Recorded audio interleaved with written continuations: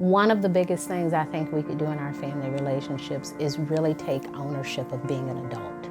This is where I am, this is who I am, and these are the things that I can change, and these are the things that I cannot change in other people. And that's one of the biggest ways that we can. I think you gotta have a dream. The School of Greatness. Really? Yeah. Please welcome Lewis House. A lot of people are struggling with understanding what a toxic relationship is. And I actually feel like a lot of people are in them and they don't know how to get out of them.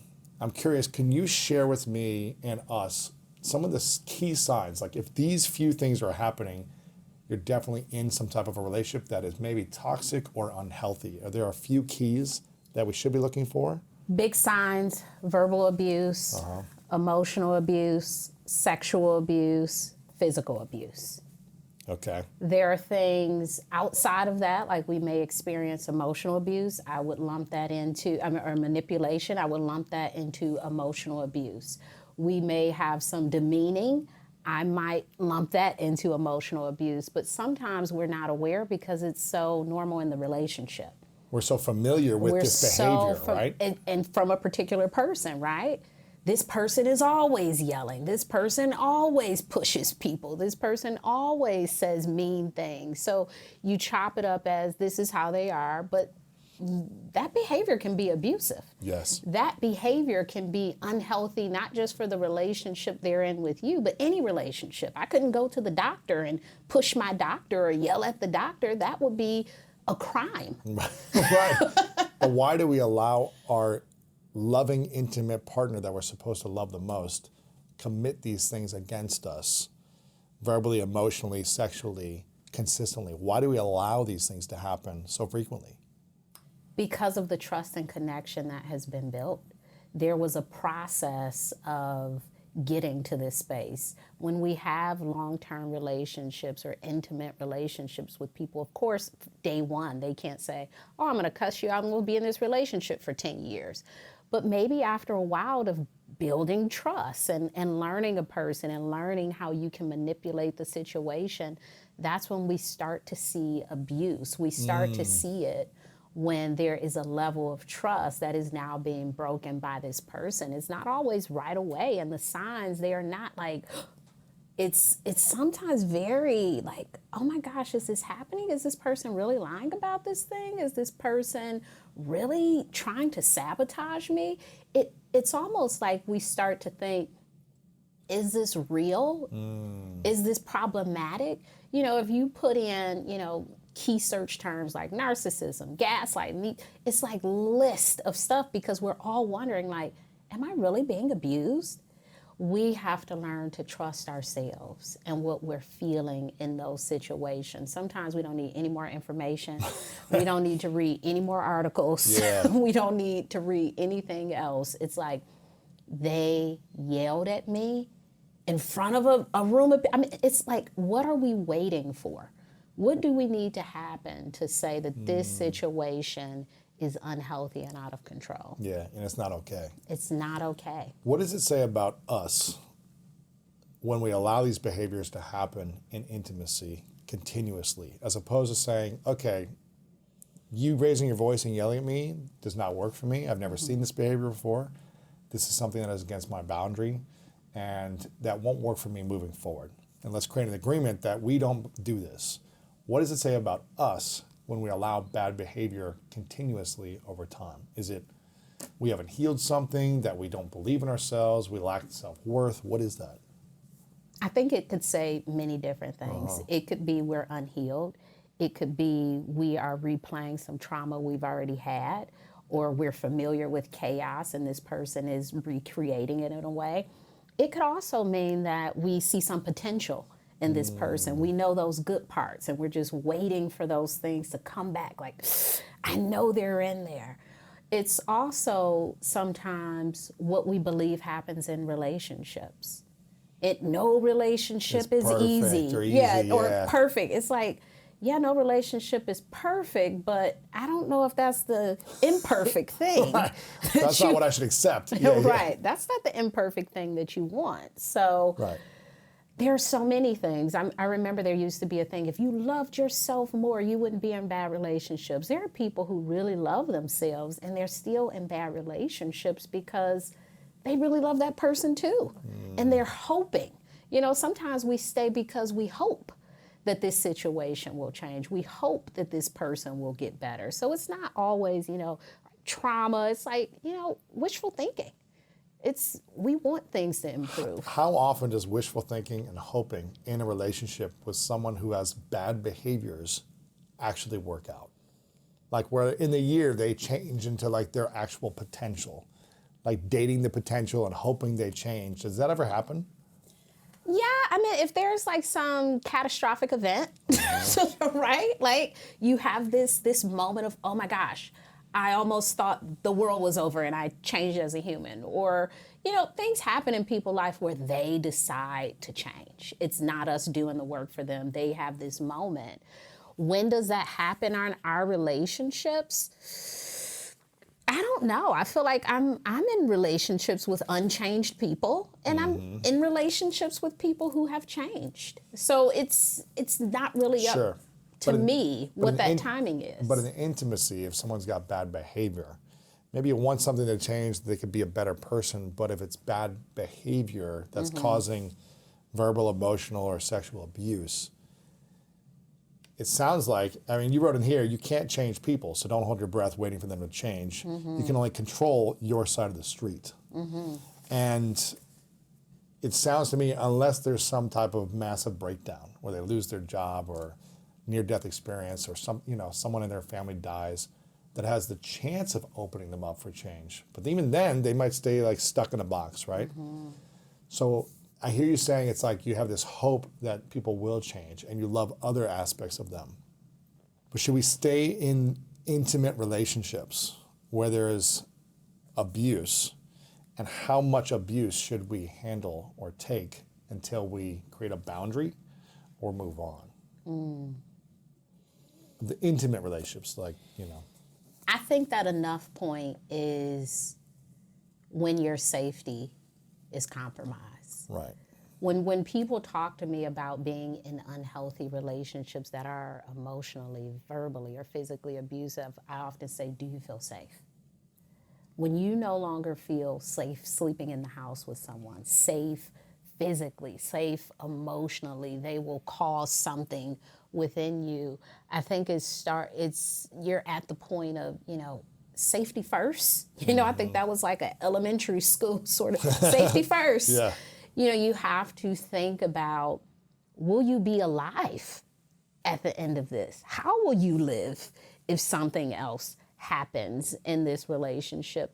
Not all bad relationships are to that extent, but there are some of them where it's like, you know, if this happened again, I don't know if you'll make it through. Right. Yeah. Safety for sure. And when it feels like your nervous system doesn't feel safe because you're being manipulated or there's some gaslighting happening, is that the same type of safety when you're just like, am I safe with myself? They're not going to physically harm me, but I'm feeling like this gaslighting manipulation. Is that also something we should look out for? Absolutely. I think with gaslighting, there's a lot of questioning of who you are and what you think about the situation. The emotional breakthrough for me with gaslighting was it doesn't work anymore. Like, I'm so sure of what happened. The truth. I'm so sure of the truth. There's nothing you can say. I'm not even explaining the situation to you for you to break down the pieces and tell me it's not true anymore. It doesn't even matter what your interpretation is. It took a lot of work to get there with people who gaslight, because their whole plan is like, how do I dissect this story? How do I make this person think that, you know, I did this, but I didn't really do it, or I did it with this intention when, you know, like all of those things. And, you know, a big part of gaslighting is people are trying to have their way with you. They're using tactics and skills that are unhealthy. When you have a relationship with someone who refuses to be accountable, They are saying, I can't accept who I am, so I am going to make you think I'm something else. Wow. They refuse to be accountable. So they try to put the blame on someone else, essentially, right? So they don't have to take responsibility for what happened. Yeah. Is that what it is? Is that what Yes. gaslighting essentially is? Or Yeah, it's, I was speaking with someone earlier who said it's easier to see yourself as a bad person in hindsight. Like, man, when I was 12, I was bad, Right. but today would I say that about myself, even if I did something? Like, do I want to, like, can I sleep at night knowing Right. I was bad today? And so it might be easier for me to say, no, I'm great and wonderful today and always, because that just makes me be able to live with myself. Some things it's hard to put together. It's hard to put It's hard to together. face that you're making a bad decision. Even when you do something wrong, you could justify why it's good, right? You could like somehow justify, well, they did this, I want to do this bad thing, but it's not bad because they deserved it or whatever, right? It's like you can justify it in some way, as opposed to say, I'm a bad person, I made a bad decision in this moment. Yes. That's what can happen. Interesting. So how do we know when we're experiencing gaslighting from someone else? When their version of reality and your version of reality is not the same thing, it's not necessarily an indicator of gaslighting. What's a bigger indicator is when that is always the case. There is no congruence and I said this, you said that. It's like, no, that wasn't. When you start to notice the inconsistencies on a constant basis in the stories and what happened and why you may be experiencing some form of gaslighting, whether that's, to the mass extent or to a lower extent. I think there are some normal levels of gaslighting, right? Like lying and, like these things we do because it's like, oh, no, I didn't take it. And it's like, well, no one else was here, but then there are these other like psychological twists that people can do that are really disruptive to your spirit or really disruptive to your life. And I think when you start to notice that on a consistent basis with a particular person, you have to see that as there is no honesty here, and I have to start to trust myself. But what if you don't trust yourself?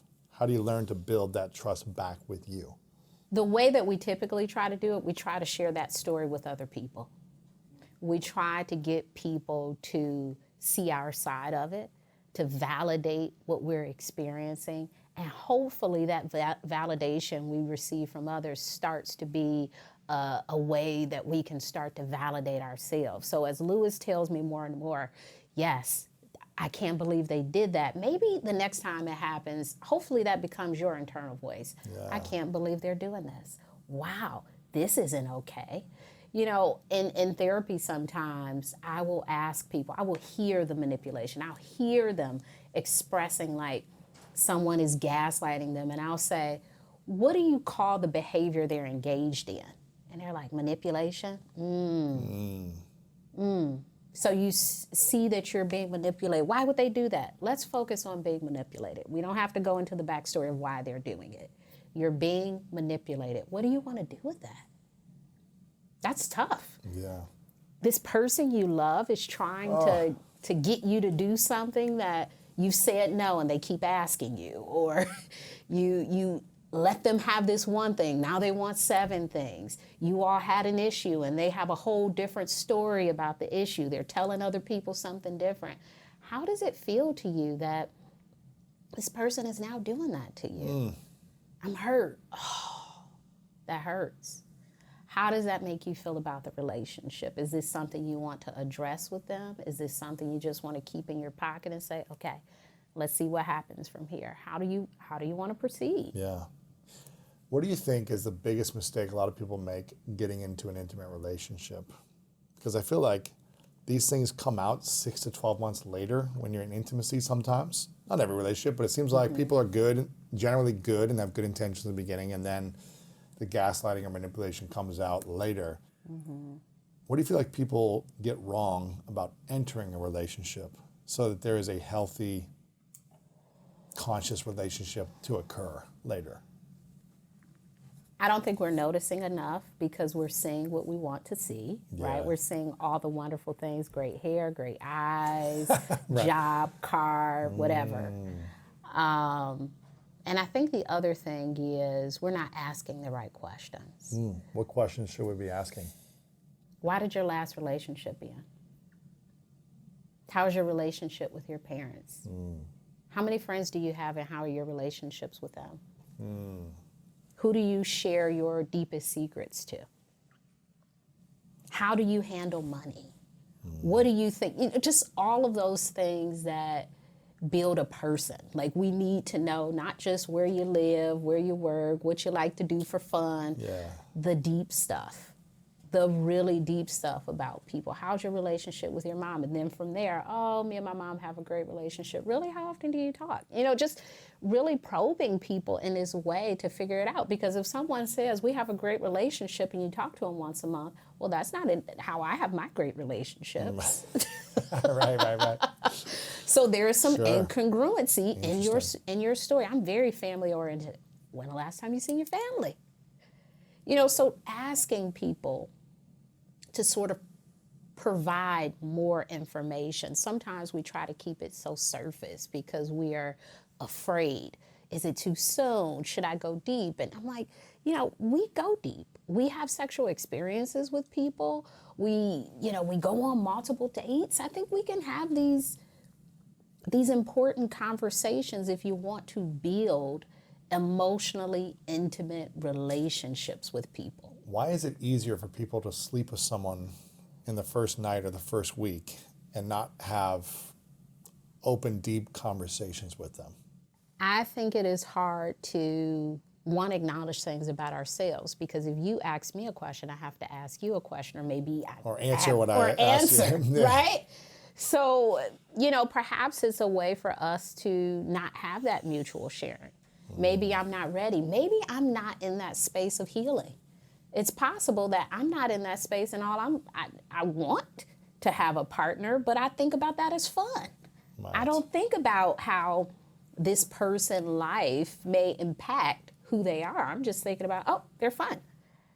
So sometimes we're not deep enough to get to that point with people. But I think those emotional questions are really important. The surface stuff is, you know, it's surface, it's great, but we need to get down to business. It's interesting, when I met my girlfriend, Martha, we had connected online to meet in person, right? She was following the podcast and she had listened to an interview of mine about spiritual healing, to be honest. And then we'd gotten connected and we met up in person.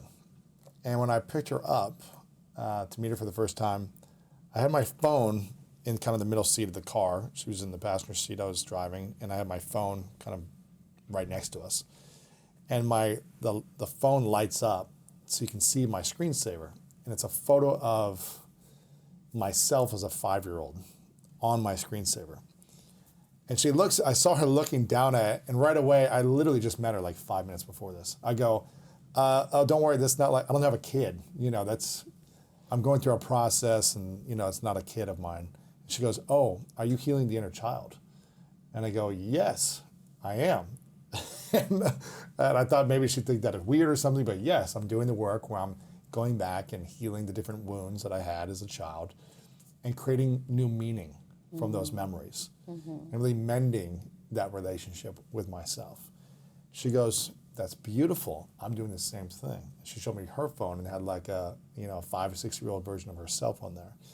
And I was like, wow. So right away, the first What night, a connection. the first night, we're talking about healing. We're talking about all these different things, which I don't know if I'd have been willing to do that 10 years prior. I wouldn't have been in that space to talk like that.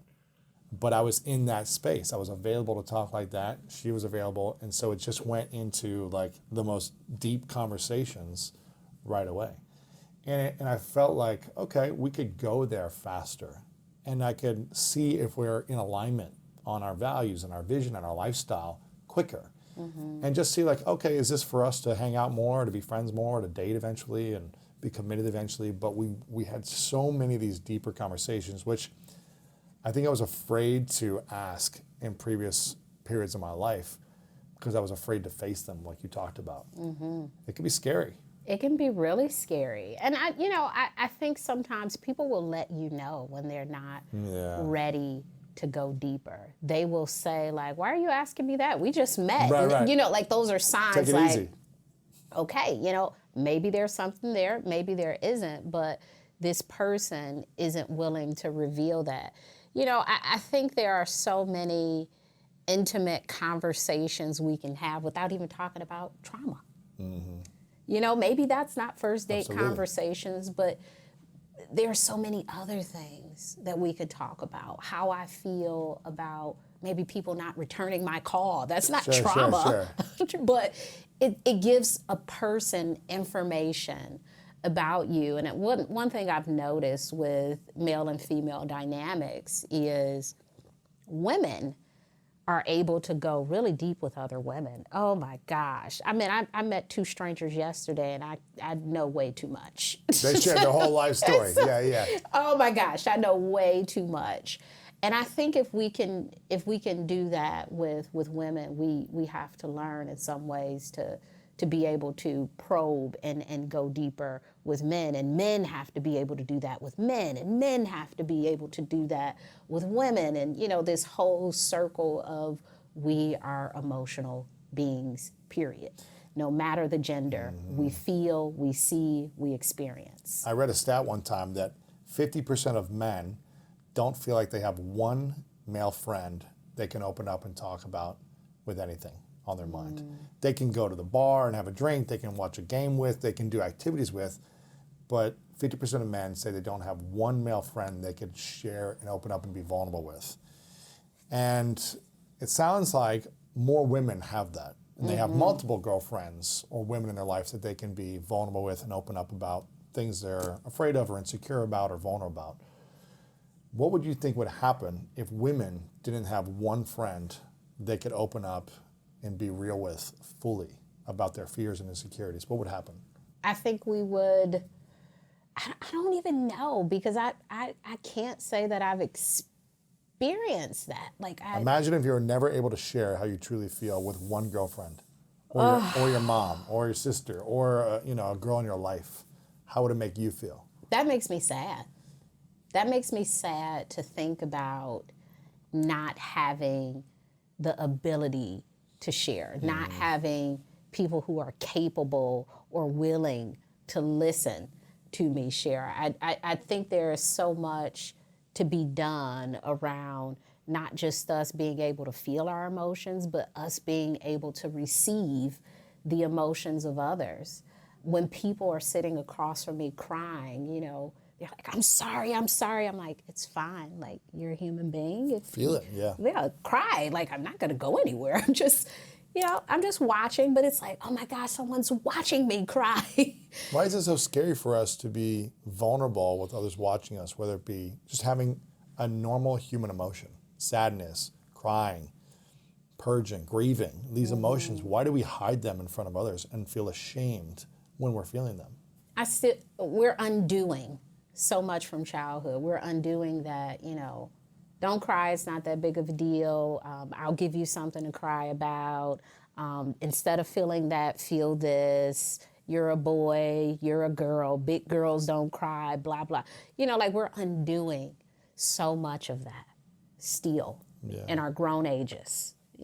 Some of us, it's really tough. I once heard this guy say he hadn't cried in 2 years. I said, oh my gosh, you're like constipated. You're emotionally constipated. You are emotionally constipated. I don't even want to be around for the rainfall. I'm like, it's gonna be big.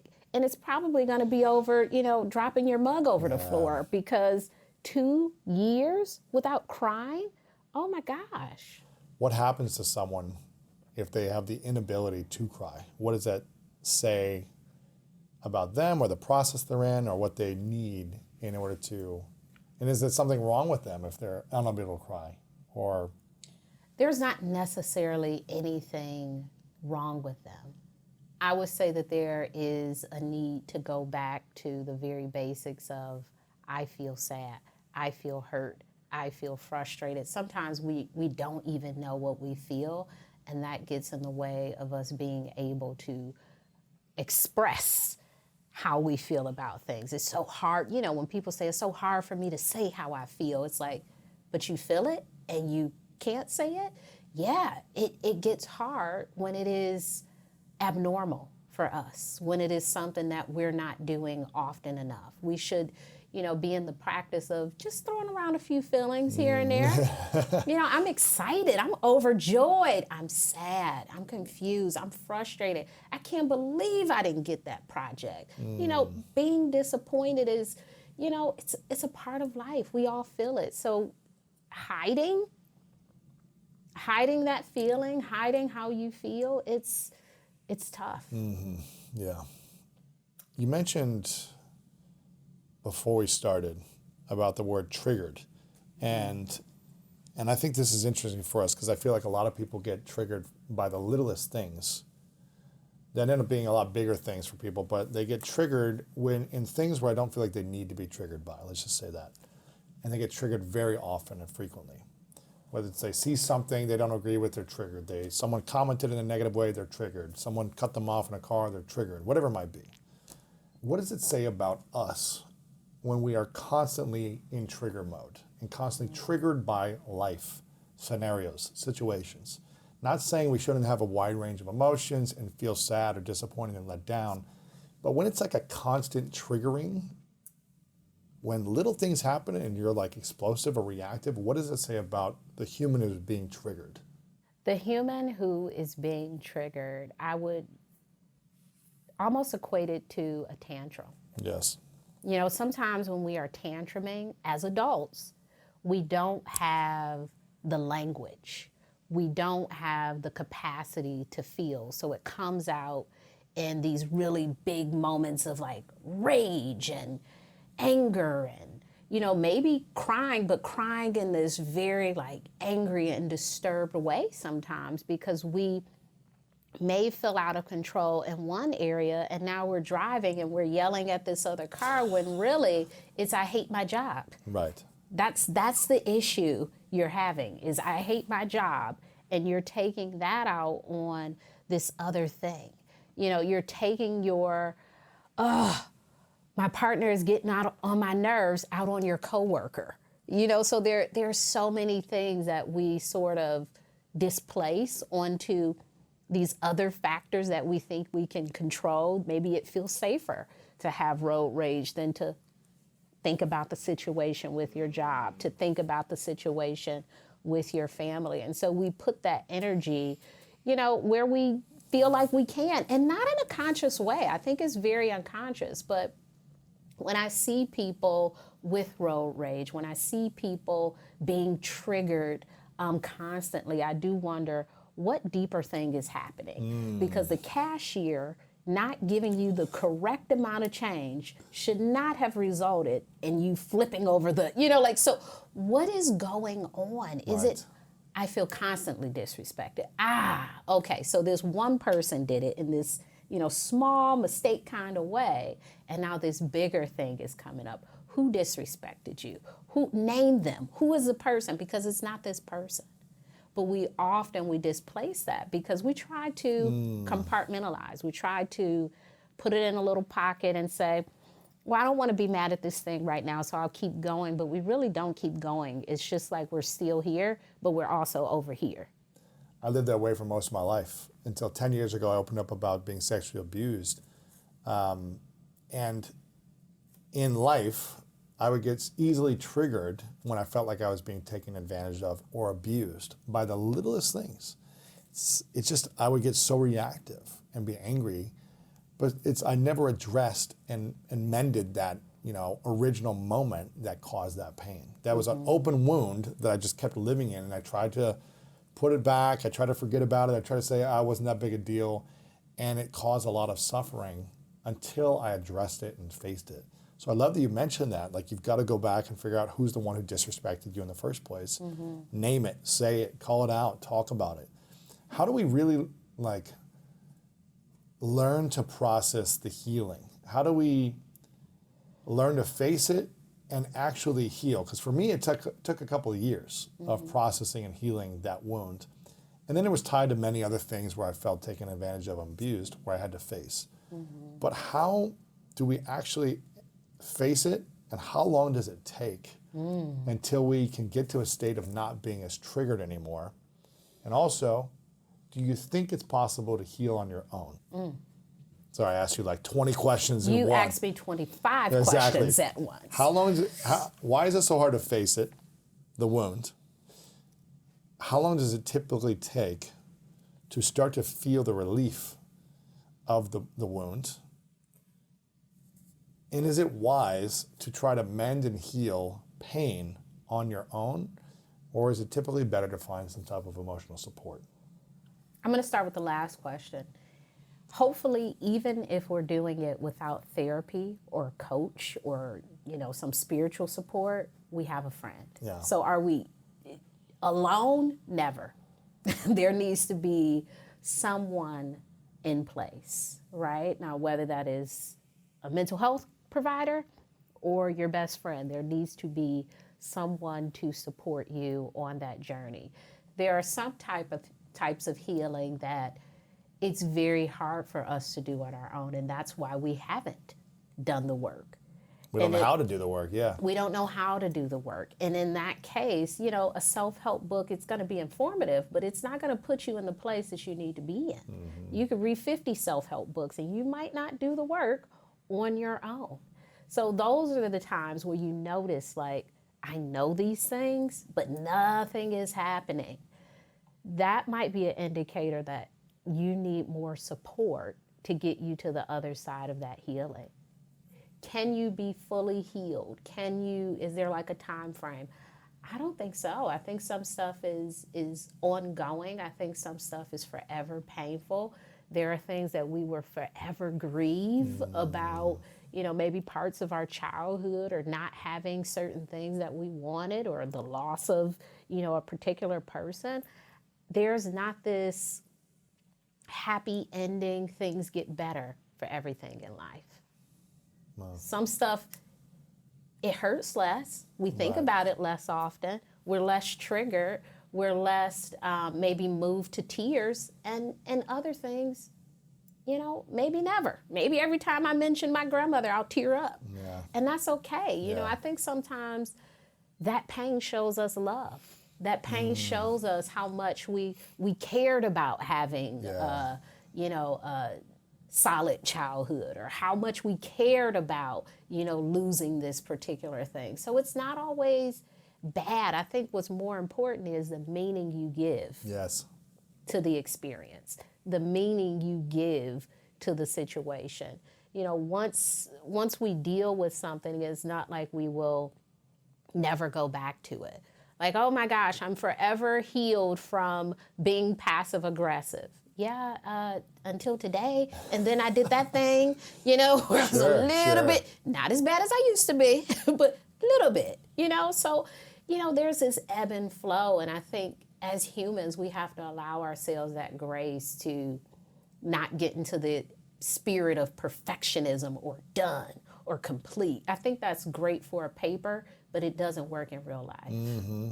Yeah, amen to that. Mm-hmm. And I love that you mentioned, if you think of something, allowing yourself to feel the emotion of sadness or grief or loss or joy or celebration and feel.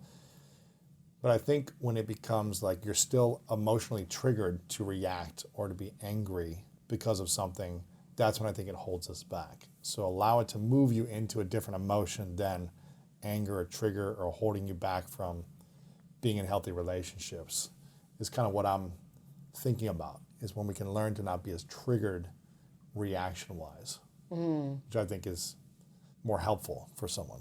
But yeah, I think about people who may have been hurt in past relationships. There was, maybe a lot of infidelity, or there were, I could never trust my parents, or I had this thing. And that thing sticks with them. And every person that they try to be in relationship with has to deal with that. Or they don't even try to be in relationships anymore. Right. There is this ability for us to change our futures. And to think about, those things as experience, not necessarily how our lives will end up. Just because you had this situation in your family in a dating relationship, it doesn't mean the next thing will be like that. Right, that's true. But it's hard to trust the next thing will be different. It is. And that's where we get to, if I can't learn to trust on my own, I might need someone to help me learn to trust. But, I'll tell you with trusting, the really hard part is trusting.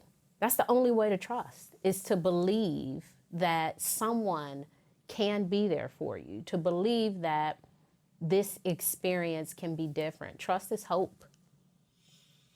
You got to have faith. And then when there's signs of, gaslighting or some toxic behavior, you've got to say, hey, you got to create a boundary, which is why I love your work about creating boundaries.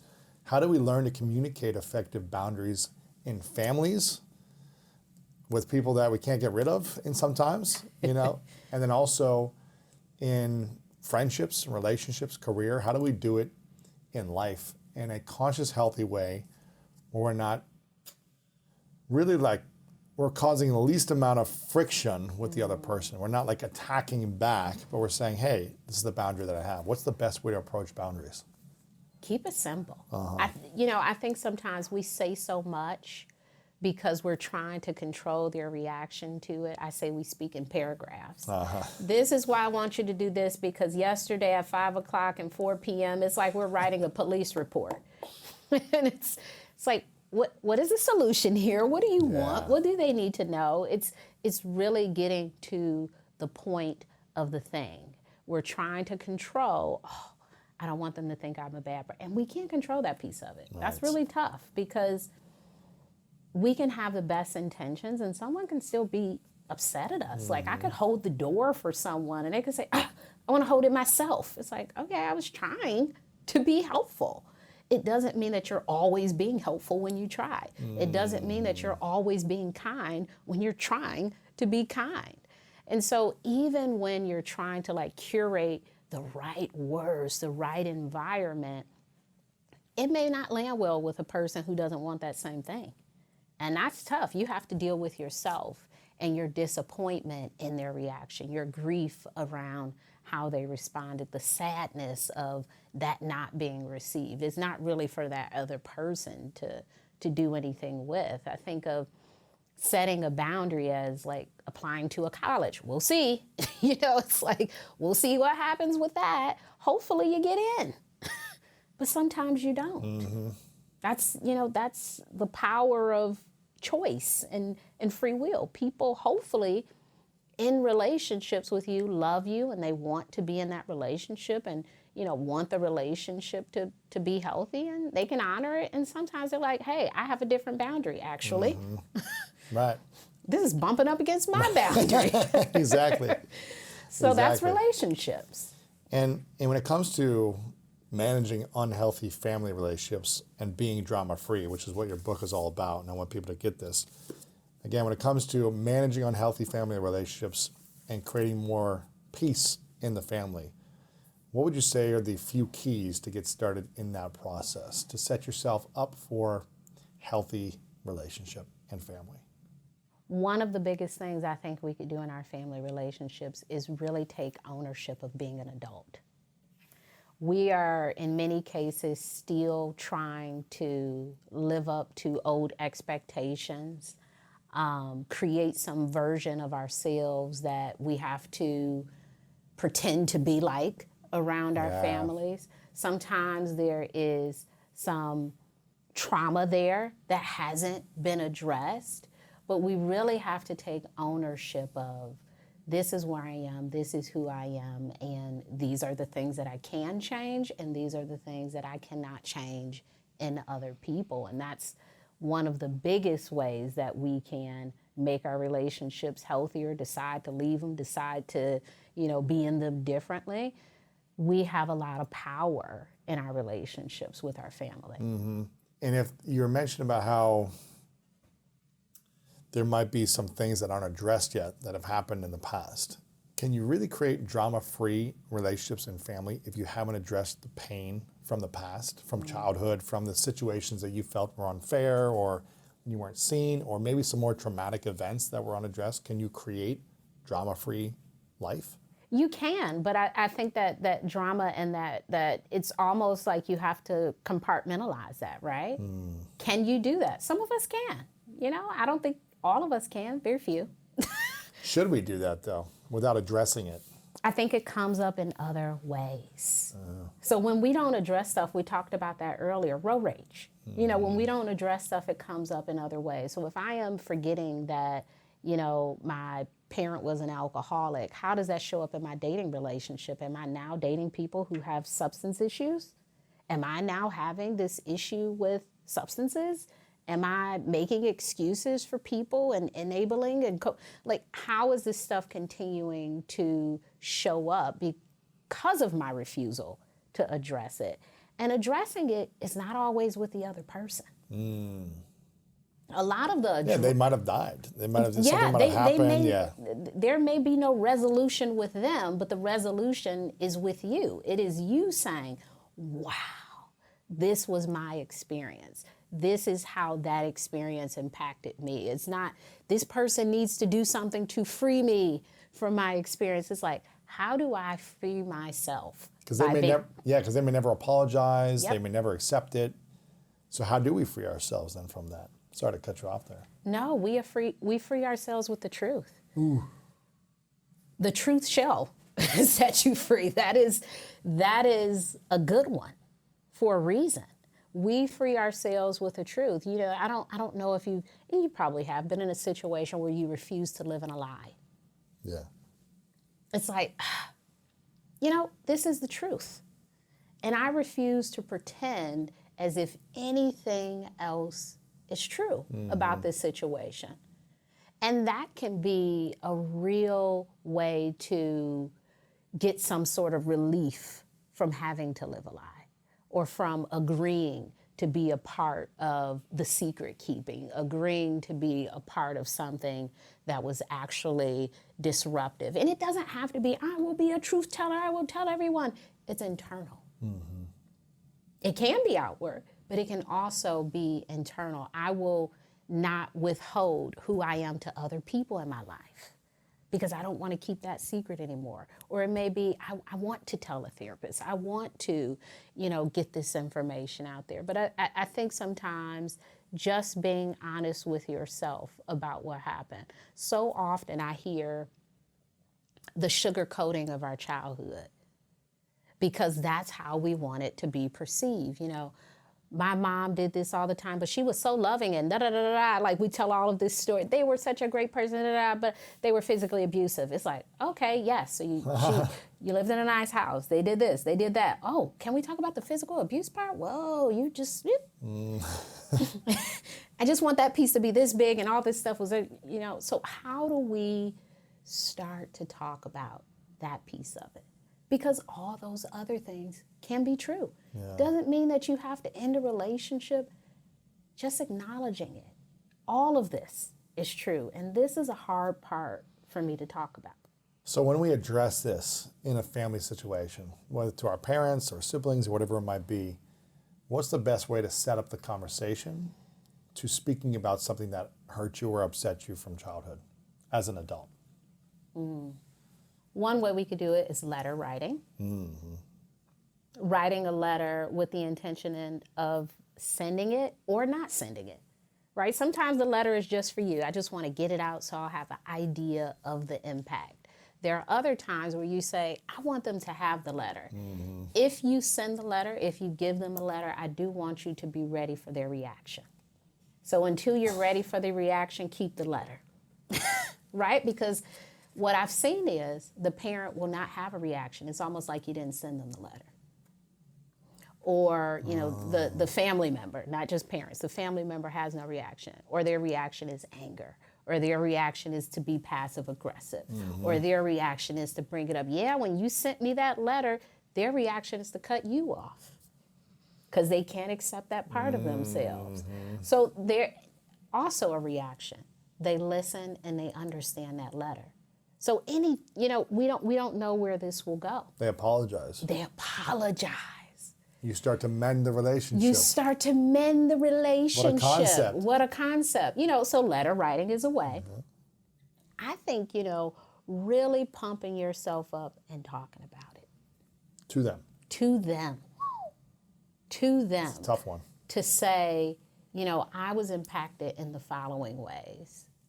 And there are other times where maybe you don't have the conversation, but you change your behavior with that person. Like what? Like how? I think of families with addiction sometimes. If a person isn't willing to get help, maybe they've had this long-term issue with something, your reaction may be, I don't want to spend my holidays with you. I'm tired of this behavior. I don't want to participate in it anymore. We know what the behavior is. I don't want to spend holidays with you, or I don't want you at this thing, or if you come, please be sober. Or, that's when you get into the boundary setting of who they are. But do you want to have the conversation of, hey, I've been impacted by your behavior in the following ways? That sounds like intervention. Right. Maybe you don't want to do that, and you just want to accept the situation for what it is and, make those behavioral changes in your life. Yeah. Why do you feel like most people relate to having a dysfunctional family growing up? Why do people, it seems like people have a lot of dysfunction in families? Because parents are human beings who have no clue what they're doing. Siblings are human beings who have no clue what they're doing. Aunties and uncles, human beings, have no clue what they're doing. We have an expectation based on their role. We think, oh my gosh, once you, become a mother, there's all of these things. Once you become a father, once you become an uncle, you'll know how to communicate with kids. No, I don't know how to, so these things, these expectations, not that they're unreasonable, but the person can't, they can't meet it. They don't grow up. They have their own, demons they're fighting. They aren't emotionally mature. They're not reading a ton of self-help books. They haven't been to therapy.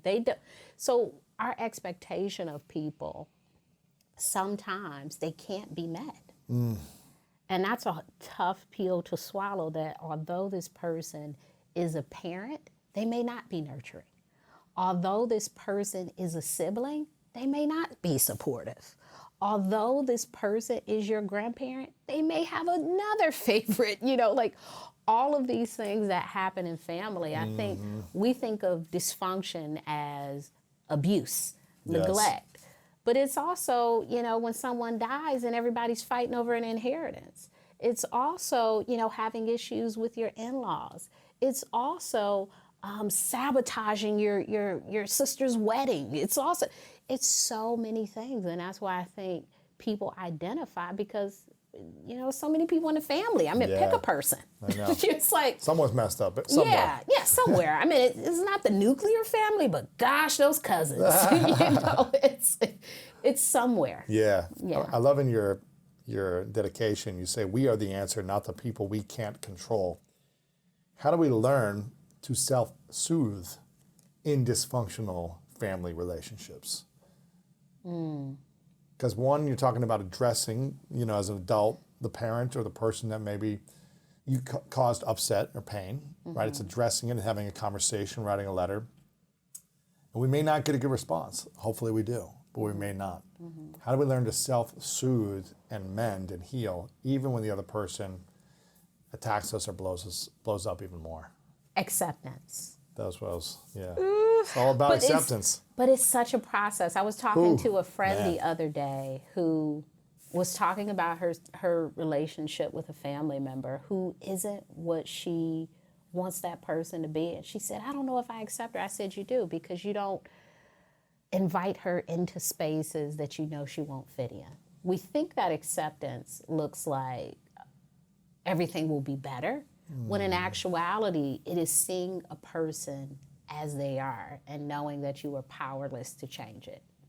Yeah. So this is my mother. This is my mother and father. This is my sibling.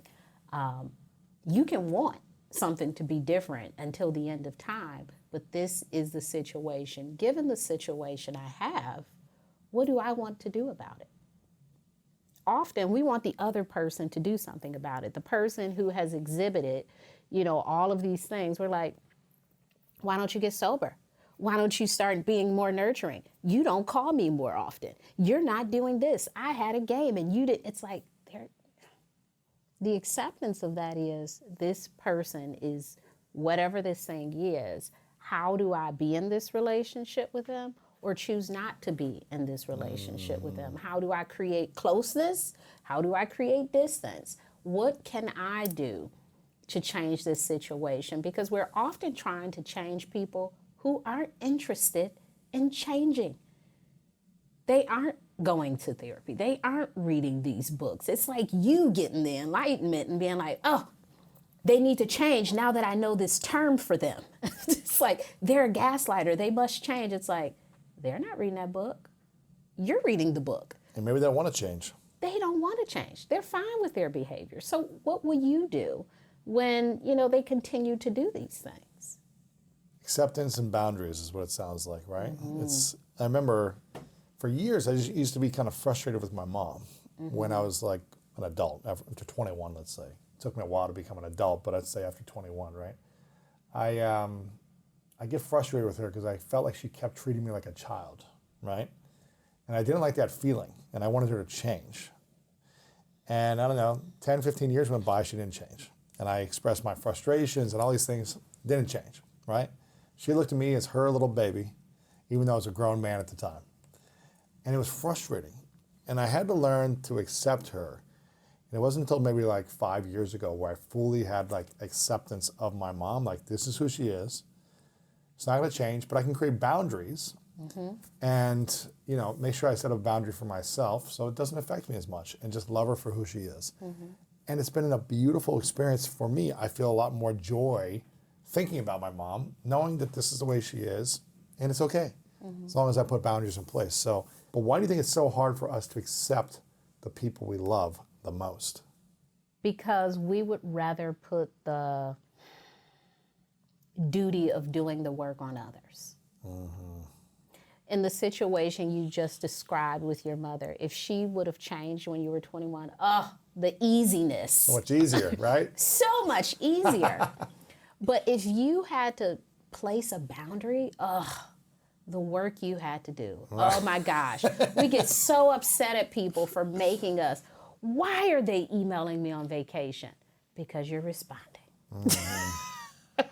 How do you stop responding? The work that we have to do in our relationships with people, it's almost like we get upset with them for making us do the work when really they're just being themselves. Yes. If you don't want to be treated like a child, how do you become more of an adult? Create boundaries. You create those boundaries. So when your mom is like, tell me about your girlfriend, you're like, I don't want to talk about it. And then your mom is like, oh, he doesn't have to tell me everything anymore. Exactly. So it's you doing that work. Your mom can always ask, and you can always place that boundary. Exactly. Just say, I don't want to talk about it right now, Mom. Let's talk about something else or whatever. I don't need you to wash my clothes. Right. I don't need you to figure out what I'm doing with you have to be the person to say that because your mom is operating in the capacity that she knows. Absolutely, yeah. That's beautiful. What else do you think people get wrong about family dynamics? Siblings, parents, kids, and what else do we need to know about this? One of the things we get wrong is that if we are honest about what the relationship is, that we will lose our love for the person. Can you give me an example? If I say my mother was unkind, that means I don't love her. No, that doesn't mean you don't love her. It just means she was unkind. Maybe sometimes, maybe all the time. I don't know, but you could still love people who do things to you or who cause you to feel a certain way. And sometimes we don't know that. We think if we say anything bad about someone, it means that we don't love them, that we're betraying them. And both of those things can exist. When I find people talking about their parents, they will say all of these nice qualities because they're trying to make them not seem like a bad person. When we talk about our partners, we'll say, you know, I really love this person. They've been there for me. They always listen to me. And then, you know, like we are trying to say, I really love them. And I don't want to say anything bad about them. And we don't have to protect the truth. We don't have to protect the person from everything that we feel about them. One thing we've been practicing in our house, I have 2 daughters, and they are at that age where they bicker all the time. And, oh, she's annoying. And I say, everyone in this house is annoying. You, your sister, your dad, the dog, the TV sometimes is too loud. This is normal in relationships. We're not going to always get it right. And if we have an expectation of perfection in a relationship, sometimes I'm going to say the wrong thing. And I want you to be able to, you know what? Sometimes you say the wrong thing. Sometimes you're unkind. Sometimes you annoy me. Sometimes that happens in relationships. And we should be able to talk about the totality of the relationship, not just the good parts. And, you know, they're really amazing in these ways, but, you know, I felt neglected when. That really hurt when you said, I wish you would have done more of. Those are also things we should say.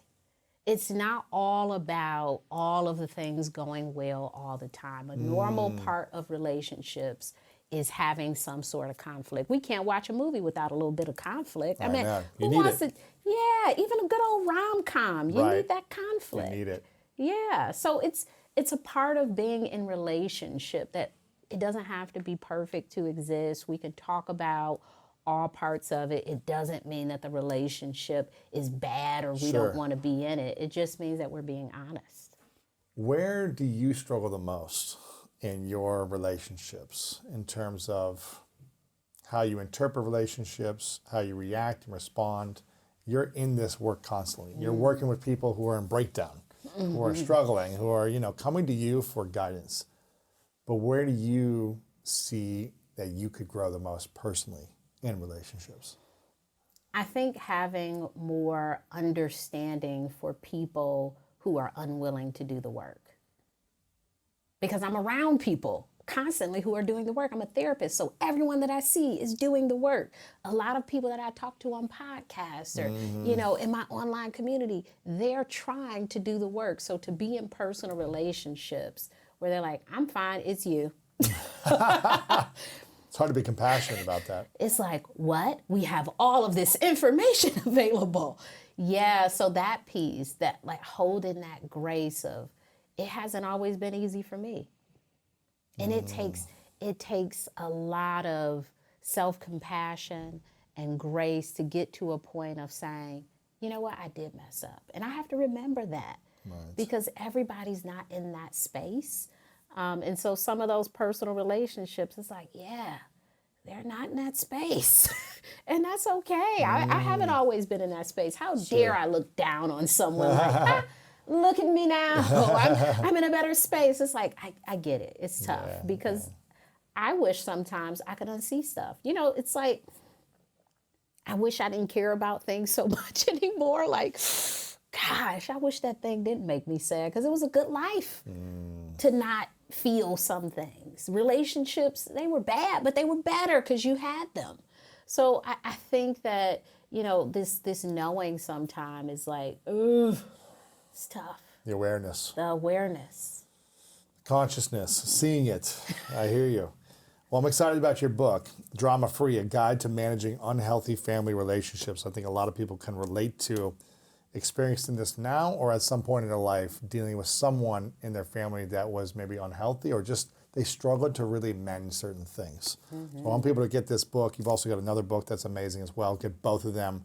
But again, get this for your whole family so you can go through the practices, the guides, all the tools in here that'll support you.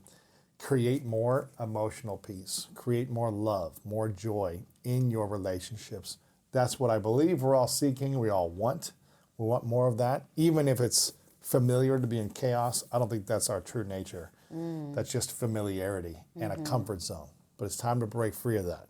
It's time to become drama-free and break free of the unhealthy relationships. So I'm very excited about the book. And I want people to get this. Also, where can we go to support you, follow you, get the book, learn more about these things? My website, nedratawwab.com. Everything is there. From there, you will be connected to my socials, to workshops, worksheets, everything that I'm doing. Okay, cool. nedratawwab.com. We'll have it all linked up. Your Instagram is amazing as well. I love everything you post over there. So make sure you guys go follow on social media as well. I asked you this question before, but we were virtual, so I'm curious if there's a different response. Okay. It's a question I ask everyone at the end called the 3 truths. So imagine a hypothetical scenario. It's your last day on earth many years away. You live as long as you want to live, but it's the last day. You live 200, 500, doesn't matter to me. And you experience life on your terms. You create what you want. You have the life you want. You write more books. You help more people. Whatever you want to do, you live that life. But for whatever reason, all of your work and your message has to go with you when you pass. This book, social media, AI, whatever you create in the future is gone. So we don't have your words anymore, your message. But you get to leave 3 lessons behind, 3 things you know to be true from your experience that you would share as lessons for the world to think about. What would be those 3 truths for you? I would say live authentically, create your life, and be present. I love all 3 of those. Live authentically, create your life, and be present. Before I ask the final question, Nedra, I want to acknowledge you again for your light. You bring such a light to the world with your work, with your teaching, with your one-on-one practice, but also the messages you bring to all of us. And I'm so grateful that you are here to be of service to humanity, because we need people like you. So I really acknowledge you for your gifts, your unique experiences, your perspective, and your ability to serve in the unique way that you do. It's beautiful. So thank you. My final question is, what's your definition of greatness? Definition of greatness, I think love.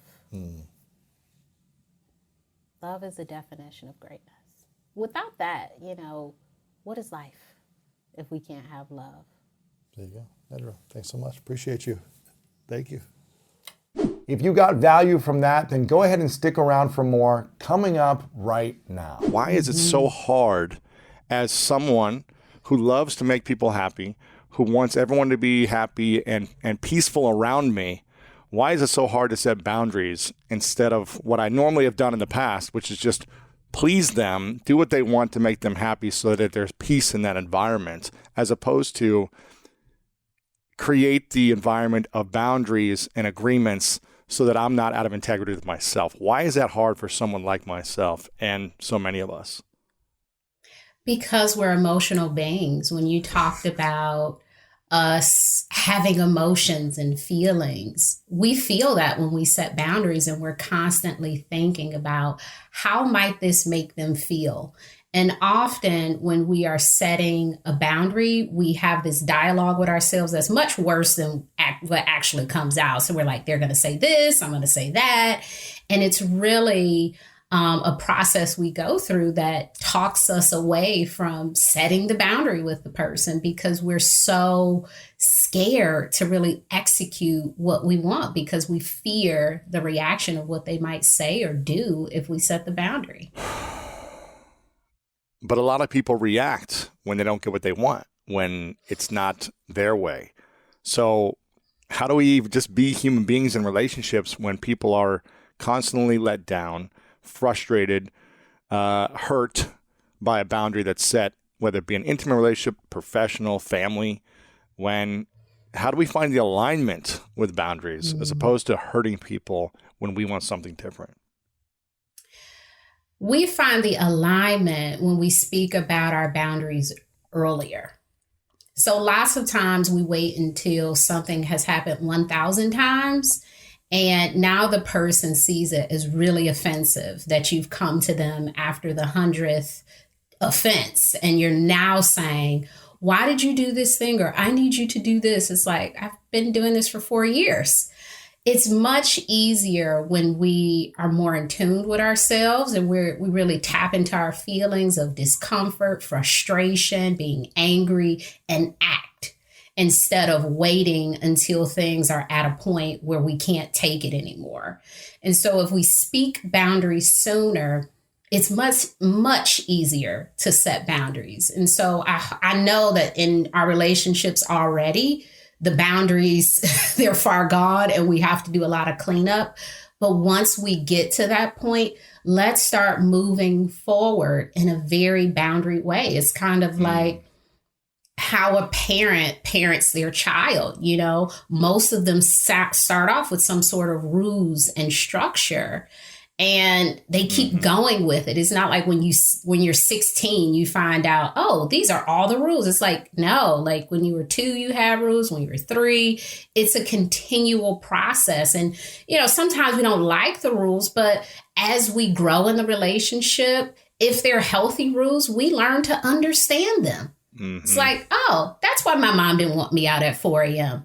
You know, when I was 15 and I wanted to do it, yes, it seemed like a crazy thing for her to say. But now it makes sense. Like I was 15. And so as we, you know, grow up, we start to figure out like, okay, so that's why my friend may have said, you know, this is what they prefer in this situation. So the sooner we set them, the better. And if we're not, you know, starting a new relationship, it's okay to go back and piece by piece, just implement a boundary.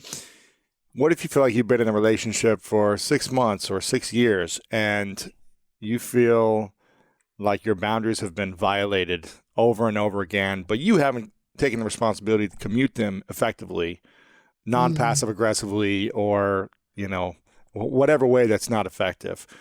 How does someone set up the conversation for boundaries? And do they dump all of their anger and frustration of 72 boundaries that have been crossed? Or is it a one at a time process over many, many months and years if you've been together for a longer time? It's a one at a time process. No one wants to hear the never ending conversation about how terrible they are. You did this. And here's you did another, this. yeah. That's not good communication. Right. And I wonder if you have 72 boundaries, maybe they could fall into 5 categories. And you can kind of say, okay, category 1, like this is the thing that I really want to address with you. And it might not be 72, but it's just a variation of the 5 things. And so really focusing in on what is the most important, what is the most pressing. And sometimes I'm happy you said like the passive piece, because that's one of the things I talk about in the book. You know, 5 ways to execute a boundary: passive, passive aggressive, manipulative, aggressive, you know, assertive. That's what we want, assertive. But I think so often we'll pretend we don't really have an issue with something. We'll get mad secretly at people. We'll try to manipulate people and they don't even really know what we want. And it's just not effective. It's not. And we suffer longer trying to sit in the silence of, I don't want to be uncomfortable, or I don't want to make this other person uncomfortable. And what if someone doesn't even know that they've been crossing a boundary? They've been living their life. They've been doing things the way they have been doing them with their intimate partner, and they haven't said anything. Their partner hasn't said that they've crossed anything, but they've been harboring some type of resentment or frustration or whatever it may be towards that their partner. And they don't know they're doing anything wrong. How can the person who feels like, hey, things are great right now, my partner isn't complaining, there's no, you know, frustration, what can they do to make sure that they're not crossing boundaries? Or is it even their responsibility to be proactively asking their partner, hey, am I doing everything okay? Am I crossing any boundaries? Or is that just, you know, therapy woo-woo talk? I think that's amazing if that's something that you do. Will most people do it? Probably not. We're not typically proactive about another person's needs. But I do think it's very important as individuals that we know we can shift and change at any time. I mean, I remember being a kid and hating macaroni. And then I remember one day loving macaroni. So like we can change and it can come at any moment. And so, yes, this may not have been my boundary 1 year ago, but today, you know, this thing is an issue for me. And I am talking about it now because this is something that I no longer want to sit with. Are boundaries the only way to find peace, inner peace, and relationship peace? Because of my broad definition of boundaries, I would say so, because I think when we think about boundaries, we think about them as something with someone else, and it's really with us. A boundary could be a morning routine. Mm-hmm. A boundary could be, you know, having some quiet time after lunch. That's a personal boundary that you honor for yourself. And so that does bring you a lot of peace. And so when we think about boundaries, it's not just all of these things that we need other people to do. It's also what we need to do with ourselves. What happens when we don't live into our own boundaries with ourselves? Not even other relationships, but just our own relationship with ourselves. I think we experience a lot of frustration, self-betrayal. I think we get really upset at ourselves. I think it causes a lot of anxiety and depression and, you know, feeling out of alignment because we're not honoring those things that we say that we want for ourselves. So how do we set the right boundaries for ourselves, and how do we set them in relationships as well? And is it different conversations for different types of relationships, or is it the same conversation? It's the same core conversation.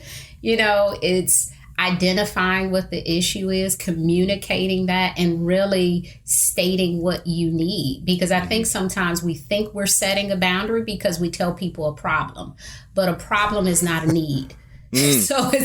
So sometimes we'll say, I don't like it that you're late, and that's it. And we're like, I set a boundary. It's like, no, well, you didn't tell them what you needed them to do next time. And so it's very important that you state what you need, not just the problem. I think the problem, we're used to talking in terms of problems, but really focusing in on this is what I need, this is what I want, this is something that makes me feel really safe and comfortable. I love it when you do blank, can be really helpful. And yes, we can use that strategy in multiple types of relationships. With ourselves, I think the biggest challenge that we have with honoring our own boundaries is the self-talk. So often I hear people say, I'm going to try to quit eating bread. And it's like, you gonna try it or you gonna do it? Because trying sounds temporary. Doing it sounds like a real thing. And how do you do that? You have to hold yourself accountable to this thing. No slight against bread. I love it. But, you have to hold yourself accountable to this thing. And so that's one of the areas that we really struggle in. It's much easier to say, my problem is with this person and they need to do blank for the relationship to improve. But sometimes it's us needing to be better listeners. Sometimes it's us needing to keep certain things to ourselves because this person can't really handle listening to it. So a lot of it, falls on us. And that is the interesting piece about boundaries, because so much of it, just on Instagram and, everywhere you read, it's like, tell these people to do this. And it's like, what can you do for yourself? And what if you've communicated the boundary to someone in your life, intimate partner or not, and the boundary continues to be crossed? Maybe they try a little bit, but then eventually time passes and they fall into their pattern or their habits of crossing the boundary, whatever it might be. How do you renegotiate the commitment or re-agree, or when do you know that, okay, this person is not honoring my boundary, my request, or the agreement that we've set out together? Do we cut this person out of our lives? Do we just be passive aggressive towards them crossing our boundaries forever? What's that look like? So John Maxwell has an interesting quote in one of his books where he talks about changing the personality of your employees. And he talks about hiring the people that you want to have in the role because you like them. Because if someone is not friendly, you can remind them to be friendly and they can do it for a little bit. So let's say it's on a scale of 1 to 10 and they are at a 2 naturally.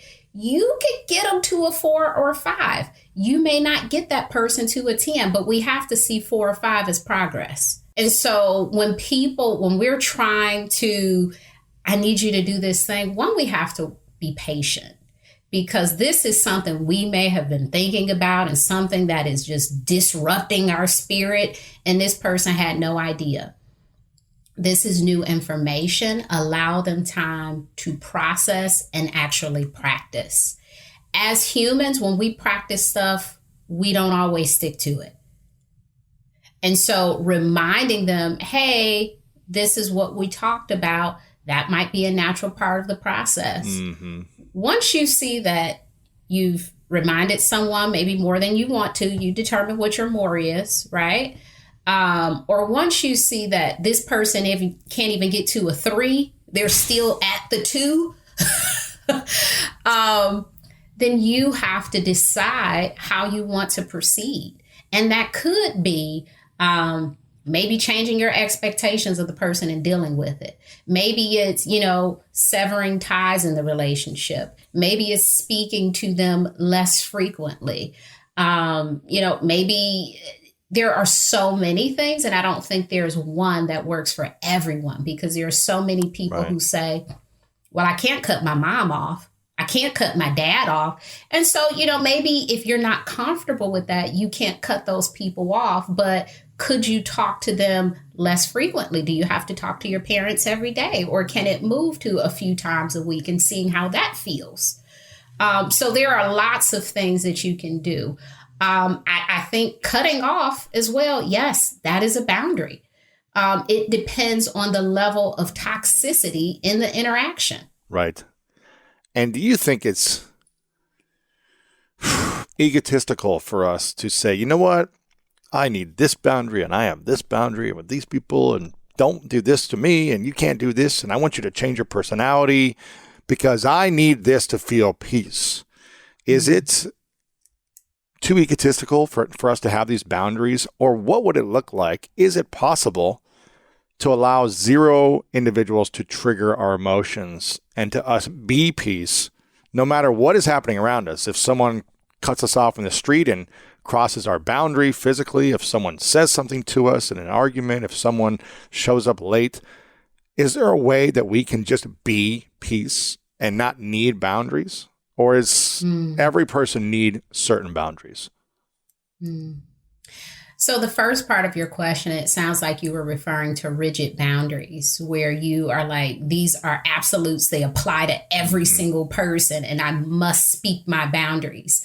I don't think that that's healthy, because everyone doesn't need the same boundaries. And so they are, they're a unique experience based on the relationship. Every coworker doesn't need the same boundaries with you. And so we have to be in relationship with people and see how things go and what we're comfortable with and what we're not comfortable with. And that's how we determine the boundary.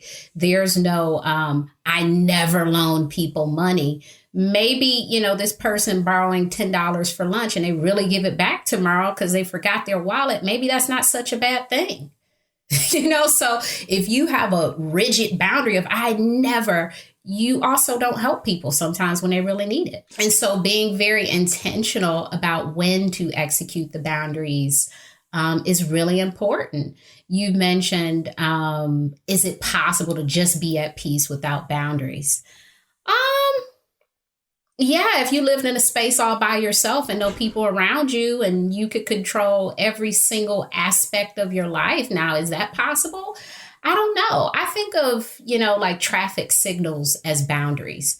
I get so upset when I'm stuck at a light and it's just flashing, because everybody around is like, what are you going to do? What are you going to do? And it's like, nobody's going.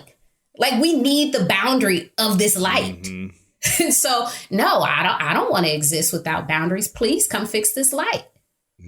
And so that's how I think of relationships. Like, it's not working. It's like everything is like, it's like, come on, drop a boundary here. Yeah, I think structure is a powerful mechanism for life. You know, just having a time where you go to sleep, having a time when you wake up, you know, cleaning your space, going to.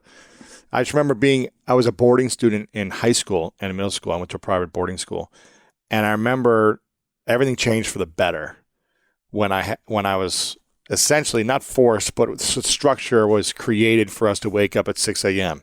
to clean our room and make our bed, to do the morning, Bible lesson, to go to school, to then have practice, then have 2 hours of study hall every night with the door open. It like, you didn't like the structure sometimes, but I remember at the end of the day being like, oh, I'm a better human being with structure. And I'm actually more creative with structure as opposed to having no boundaries, do whatever I want. I can do anything, anytime. You feel more productive and more creative in my life with structure. So I think you're onto something. If we had no traffic lights, it'd be chaos. So creating these boundaries are important. Yeah, I used to be a juvenile probation officer in Detroit very early in my career. And I had kids who were at home in the community, and I had kids who were in placement, which is jail for adolescents.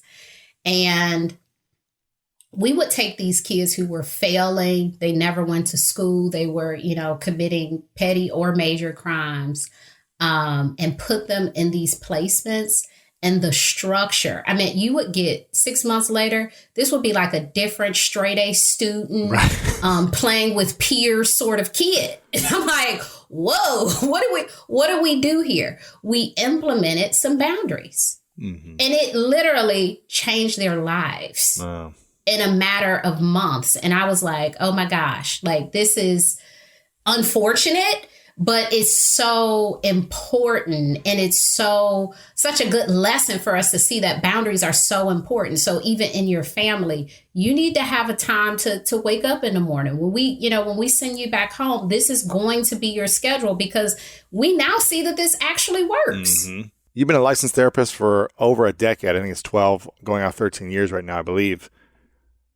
What's the biggest challenge emotionally in the last 2 years you've faced that you've had to do therapy on, or you've needed to do more work on? You do so much for so many other people with your content online, and practicing this, but what is the thing that you've still struggled with the most? Yeah, I think the biggest thing that I've struggled with in the last 2 years is adjusting to the space of Instagram. Because it wasn't necessarily a part of my plan. I knew I wanted to graduate and own a private practice, and I wanted to use Instagram, but I think the way that it has grown, I've had to scale back in my practice. So I've had to delegate some things and, kind of reconfigure my passion. And so for me, it's like, I want to do this and I want to do this. And so for me, my personal therapy has been about the journey of merging the two without being overwhelmed, because it is really important for me to continue to be a therapist. But now I'm also in this space of being a influencer on Instagram. And so it's a really interesting and fast-paced growth. And so having someone outside of both of those worlds to bounce this process off of has been really helpful. And yeah, it's just been really helpful to talk about that, because I think any life transition, there's so many steps to it to get really comfortable in a new role. And so my therapist will even sometimes say, remember when you had 1,000 followers? Remember when you said you wanted to write a book and now it's out? And I'm like, oh my gosh, this is, so it's like talking to a motivational historian who pushes you, but also triggers you. What would you say is your biggest trigger in life right now, either in personal relationships or life? I think demands on my schedule. And one thing I've been practicing reciting in my head, like as people professionally, personally, all these spaces are like, you can do this, you can do more. And I'm setting boundaries in these spaces. I have to constantly remind myself that people are not aware of how much I can take. And it is my job to communicate that to them.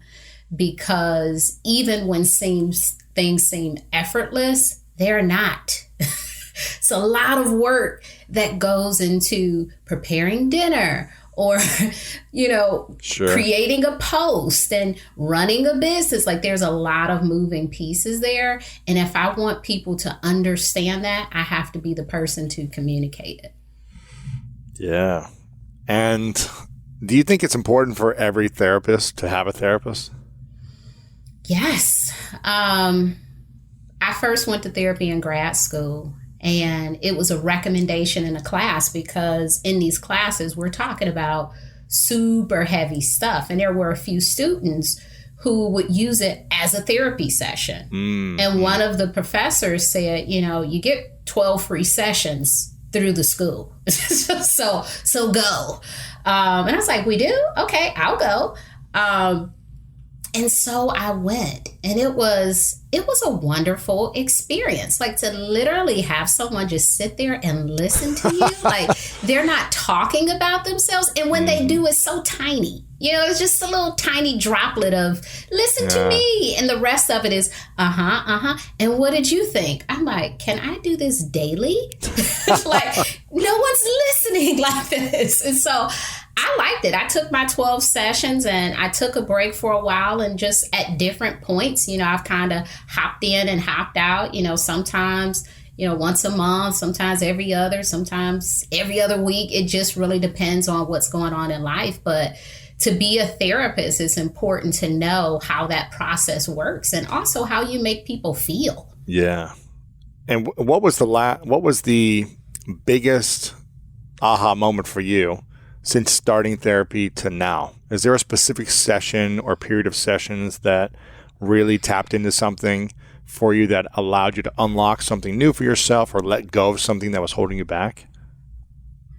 Yeah.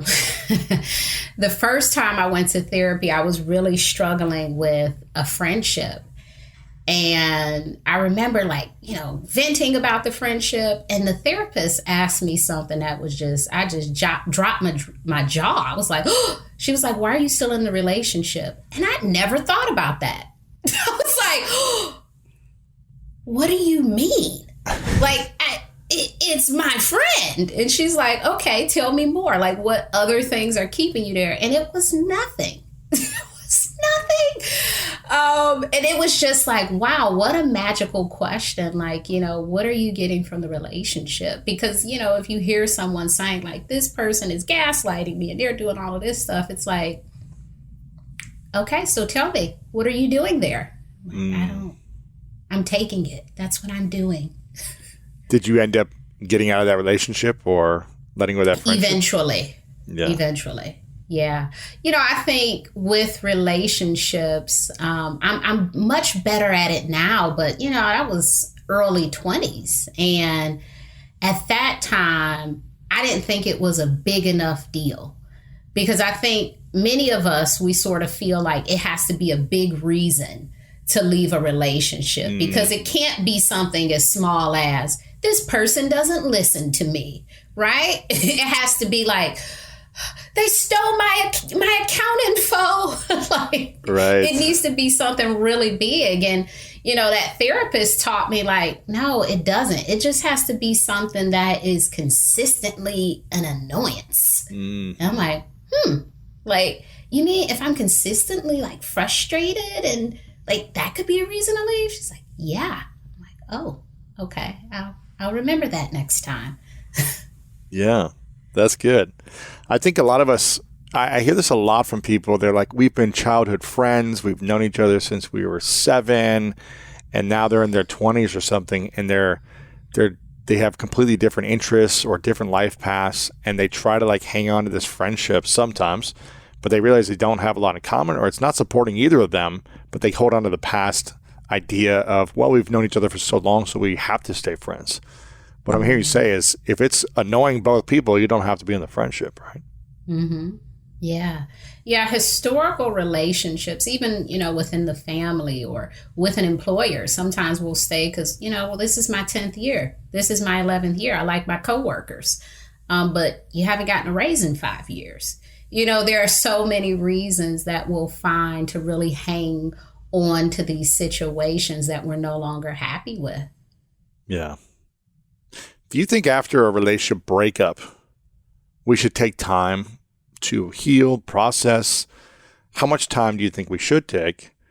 And when should we know if it's a good time to start dating someone or people again? So this is always interesting because I believe we can heal in relationships, and I believe that we can heal on our own, and it really depends on the person.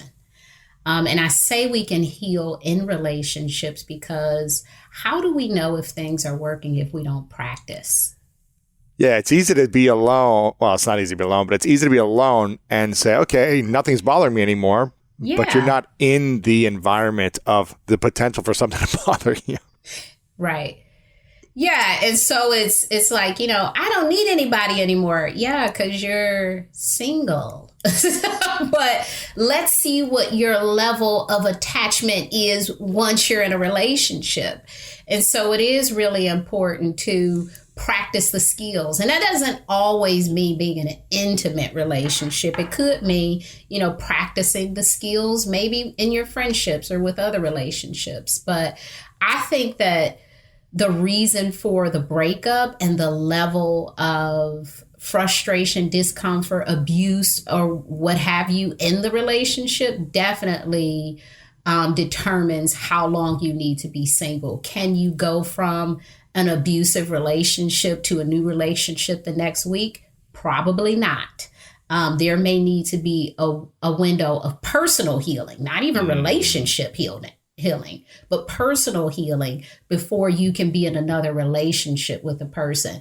If you were dating someone and you all kind of decided, hey, I don't like you anymore, could you start dating someone new next week? Sure. So it depends on the cause of the breakup as to whether this is something that you can do well, just getting into another relationship. So it's not an absolute never do it or always do it. It's more of a being aware of your circumstance and what could be beneficial. And with all of your years as a practitioner, what is the common thread that you see in a lot of relationships or dysfunctional relationships that aren't working, or the arguments or the breakdowns that are happening? What's the biggest fear or common thread you tend to see often in many of the sessions that you do? The huge assumption that people know what we want based off of their common sense, based off of our body language, what they know about us, what they should just assume about relationships in general. And many people aren't coming from, healthy relationship backgrounds. Like, sometimes their parents didn't have a great relationship, so they don't have the tools to be in a healthy relationship. So they are learning in this relationship. So it is important to tell people what your issue is, what you want, what you want to eat for dinner. All of these things, because you mean we can't read someone's mind and know what they want, where they want to go eat? He should know what I want to eat. He's asking. I don't think he knows. So, I think it's this thing that we feel like love is, they should automatically know what we want. Like that's a part of love. Just, know what I want, and that's how I will feel loved. And I think a part of it is us communicating more. And maybe, once we order the same thing over and over, the person can say, hey, I know exactly what they want. But we have to first say, hey, I want you to order my food for me. Watch me practice. Like let people know your intention. Let people know what you need, because unspoken requests really get in the way of so many relationships. And people, they'll sit with this for years, the long engagement couple, we were engaged for 3 years and it's like, okay, so you've been married 15. So did you ever say during this engagement that you had it? No, I just thought he didn't get it. So we can't go back 15 years, but I wonder what you need to hear now that will make you feel comfortable. What could help you now in this situation? Is there, something that we can do today? So if it's not assumptions, I would say the second thing is holding a grudge. And more times than not, the person has no clue about the grudge. I often laugh about the couple who's not having sex because one of them is not cleaning the house. Which is a common dynamic. It's like, I don't know what happened. It's like, well, this person is secretly upset at you because you're not helping with these other things. And you don't know that because they're not communicating their need for help. So this is my job to tell you this is why you're not having any more sex. So assumptions, holding a grudge would be the common themes. Yeah. Let's create a hypothetical scenario here. Two people are going out on a date. They're meeting for the first time. The date is going well. They have chemistry. They have a connection, or they have feelings of chemistry and a connection, let's say. They like each other. There's a spark, right? Whether it's a sexual spark or an emotional spark, whatever it might be. They got something that's like, I want to see them again, both of them. What should be 3 questions? Hypothetical scenario. If you could only ask 3 questions to the person in front of you to determine whether or not they are going to be a potential good fit for you in the future, or you're hanging on to this spark and going down a bad path and it's not going to work out. What would you say are those 3 questions that everyone should ask, whether they're uncomfortable or not, to know whether you're at least setting yourself up for a good chance at a potential positive relationship? I think a love language question is important. So do you know your love language? If so, what does that language mean to you? If you like words of affirmation, give me some examples of what you mean by that. 2, I think it's important to know how a person communicates. Would you consider yourself to be more assertive, aggressive, passive? Give me an example of that, because sometimes people's example of I'm assertive is I tell people like it is. And it's like, ooh, that's typically not assertive. That's aggressive. Yes. So it's important to know what that means. And when you have an issue with something, how do you talk about it with the other person? And what if someone's love language is something that you don't like to do? Well, we can't date ourselves. And so sometimes we have to get a little bit comfortable with doing things for people, because it's not just about dating relationships. Everyone has a love language. So when you have a child with this person, your child will probably have a different love language. Would you say, hey, I'm not doing that because I don't like it? Or would you do it because you want to show your child love? I think you do it. And so I think you can also do that for a partner. And so it doesn't have to be something that you, oh my gosh, I love to rub backs. But if this is pleasing to the other person, can you rub your partner's back maybe once a week? Perhaps it's not something you get into every day. But if this is a way to say, I love you, and for this person to see it, is it harmful enough that you want to risk your relationship, or will it be a growth strategy? I think it's a growth strategy. Do people unconsciously tend to choose someone or be in a relationship with someone who's got a different love language than themselves? Does that happen a lot? Or do we find people that love the same way? For me, I'm words of affirmation and physical touch. You don't have to buy me anything. You don't have to do anything for me. I don't need service. I can pay for all that stuff. I don't need any of that. rub my neck, touch my hand, and tell me you love me. You know, it's like, I'm pretty simple.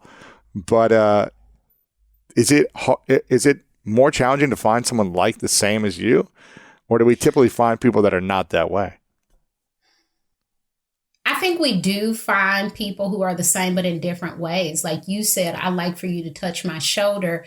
That might not be your partner's definition of physical touch. Their definition might be, I would like you to rub my feet.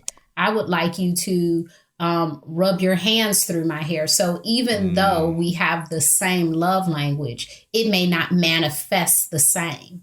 And so words of affirmation, you know, I think it could be, you're doing a great job. Thank you for that. Or you look pretty today. I love the smell of your perfume. So there are some times where people can give certain words of affirmation. They can give certain types of physical touch, but maybe not all. And so it is still really important, even if you're similar, to talk about what those things actually mean, because we may have a different idea of what that is. What's your love language? My love language is words of affirmation and acts of service. It's good. So I say thank you a lot to people because I love when people say thank you. So I'm very much like, oh my gosh, you look nice today. I love your hair. You're great. So that's super easy for me. And I realize that for some people that is so hard, and they're not being mean about it. It's just, they're better at gift giving. But once you communicate to them, because we have to express to people what we like and what we don't like, you know, I'm okay with a gift, but because I'm acts of service, can you get me something useful? I really like something like, give me a subscription to the car wash. You feel loved. Like, yeah. I feel love if you buy me a membership to the car wash or something, like, you know, like something that's going to like do something, because I am acts of service. So it's not that I totally don't care about gifts, but the type of gifts, you know, it is characterized by my love language a bit. Do you feel like if we never learn to heal the traumas of our past, whether they're big traumas or little traumas, whether they happened one time or frequently, are we always going to be messed up if we don't learn to heal the traumas of our past? Or is there a way to be a functional, loving, peaceful human being without healing? Are we going to be messed up? Well, I think there takes a certain level of awareness to be messed up. Like, we have to be aware that something is off. Can we pretend our whole lives? Absolutely. I think there are a lot of people who pretend that everything is okay for their entire lives. Is that a healthy way of being? I don't necessarily think it is, but it is functional. Because it is very heavy and hard to deal with your trauma, to deal with your stuff. And so for some of us, it is more functional to pretend that we are not bothered by certain things. What happens when we live in that pretend world? I don't think we get to achieve being our authentic selves. We don't get to that space because we're not doing anything to be there. We're not thinking about the things that have impacted us. And when you say, you know, little trauma, big trauma, I think there are so many things that impact who we are, whether it was, you know, abuse, your parents being divorced, a car accident, a sports related injury. There are so many things that it's just so helpful for us to process, to talk about, not even to fall into pieces, but to just come together a bit more, because there is learning in the experience. And when we're not addressing the trauma, we are acting it out. So whether it's, you know, we don't like certain noises, we don't like certain smells, I don't like when people touch my shoulders, all of those things have an origin. And so it's so important to really connect with that, because it's hard to get past somebody touching your shoulders if you can't even talk about the experience that brought you to that space. When we react in life, in scenarios, whether someone's touching my shoulder or someone crossed a boundary, and we react with anger, what is that saying about us when we react with anger in our life? Is it something? Is there a root to that anger that we haven't addressed? Are we able to address something and heal it and still be angry around it? What does that mean about us when we come from that place? I think anger is okay. I think us acting in anger, it makes me think of us being destructive with our words or physically. It makes me think of us being volatile, but feeling angry is okay. And there's nothing that, we need to do with that necessarily. But when we start acting in anger, whether it be yelling at someone or punching something or screaming or negative reactions on the comments, anything like that, right? Yeah, I think of anger as a really passive aggressive response in general, because what you're angry about in that moment has very deep roots. And it's coming out as someone moved your thing, but it's really going back to this deeper thing of people are always touching your stuff and you don't feel safe. And that's not anything that just happened in this situation. I just moved your jacket. Right. And so I was just trying to help you here. Yeah. I was just trying to get your jacket off this chair. So it's completely displaced. And it's really helpful for us to get to the root of it. Sometimes with road rage, what I've told some of my clients is, as people are driving, one, you have to remember that they don't know you. They don't know you. So they're not saying, hey, how can I cut Lewis off today? They don't know you. Like, they're literally driving on the road. They're distracted and they remember, oh my gosh, I need to get off here. And they just go. It's not personal. They're not trying to harm you. And so it's so important to remember that as people are having reactions to life, to the world, a lot of it has nothing to do with us, with the situation, that there is something deeper going on. And it's not necessarily our job to penetrate that.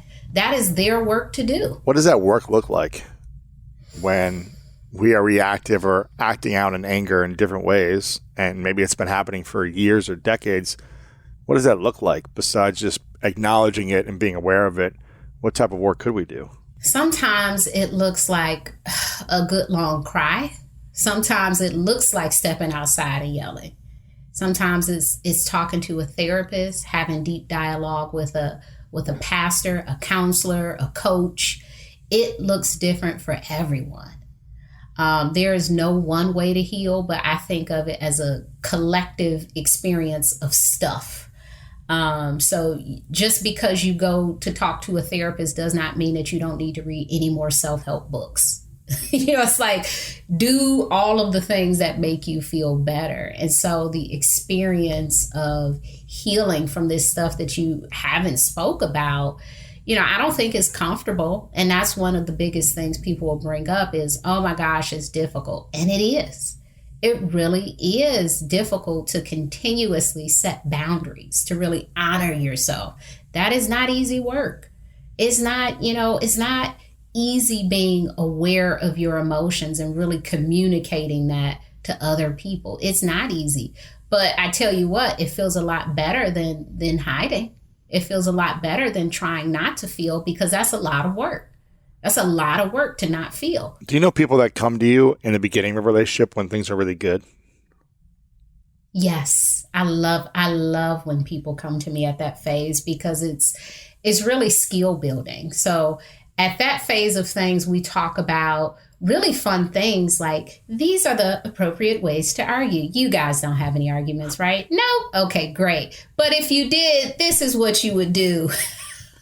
Right. And we talk about, extended family relationships. How do you want to handle those? We talk about financial issues, because that's a big reason for divorce. We talk about whether or not they want to have children. And if so, how do they think they want to parent? So it gives us space to really talk about some things that are not necessarily problem focused, but prevention. And that's that work is so worth it. I wish there was some mandate to say, within the first year of dating, go talk to someone so you could talk about these things in a really proactive way, because often when people come to therapy, it is in reaction to something happening in the relationship. I am so for this mentality of prevention or prehab in the sports world, where it's like, go do stretch and exercise so that you don't get sick. Not when you get sick, you need to take medicine. Eat healthy so that you stay healthy a long time and not have to, go to the hospital and get sick. And I think the same goes for relationships. It's invest in prevention tools or prehab tools or whatever it might be to prepare yourself so that you don't need to get to that place. So you don't need to hurt yourself in a relationship and then learn to heal. You're preventing beforehand. And this is something that I think is extremely important to do. Like if you're with someone for 3 to 6 months and you're like, okay, now we're going to be exclusive. For me, it'd be amazing to just jump into therapy right then and do it weekly for a while, just to be clearing all these things before you need to clear them. I think it's a game changer. And I'm curious, you mentioned money as being one of the major reasons people get divorced. Is it money typically the main thing or the common thread? Communication. I think number one is communication. So people feeling like they argue a lot, they're not able to get along, that sort of thing. And then money is right up there next to it. I think I consider that a communication thing.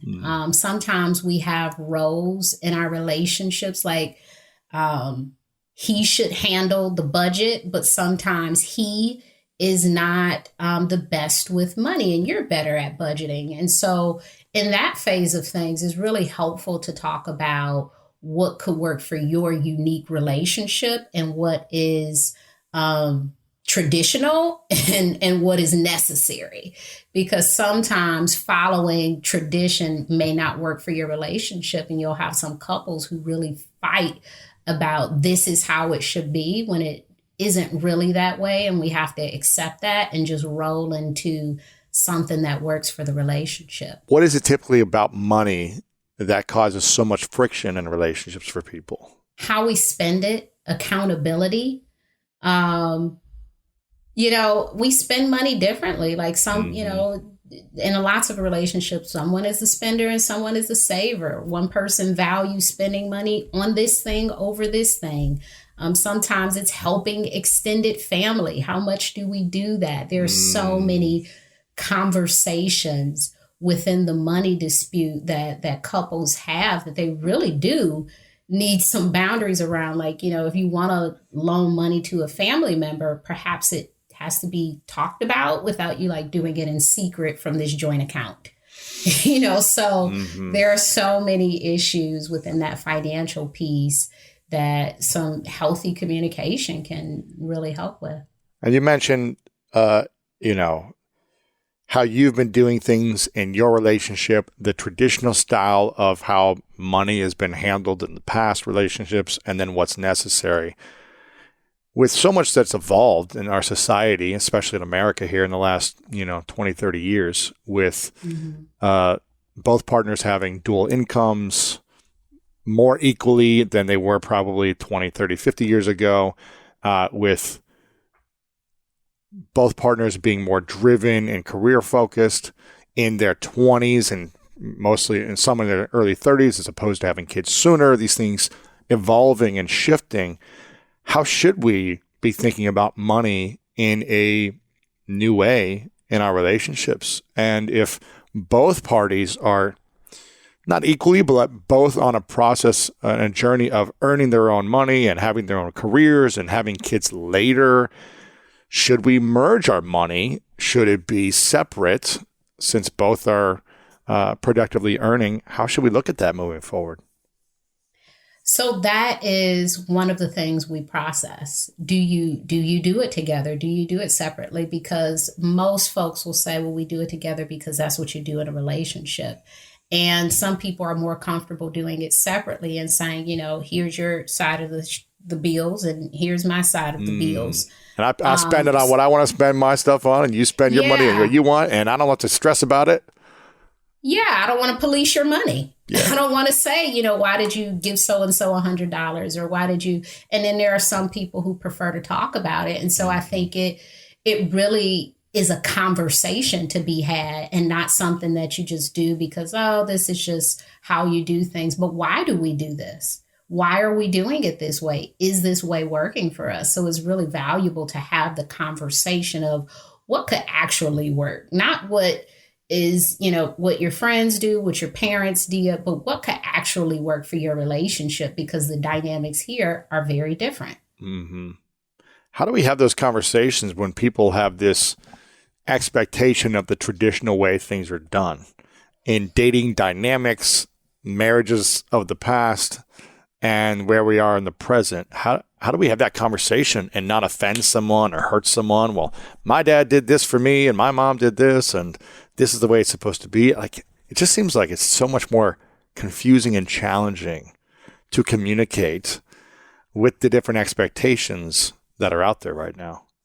Yeah, I think we have to take the my's out of it and put in what could work for us.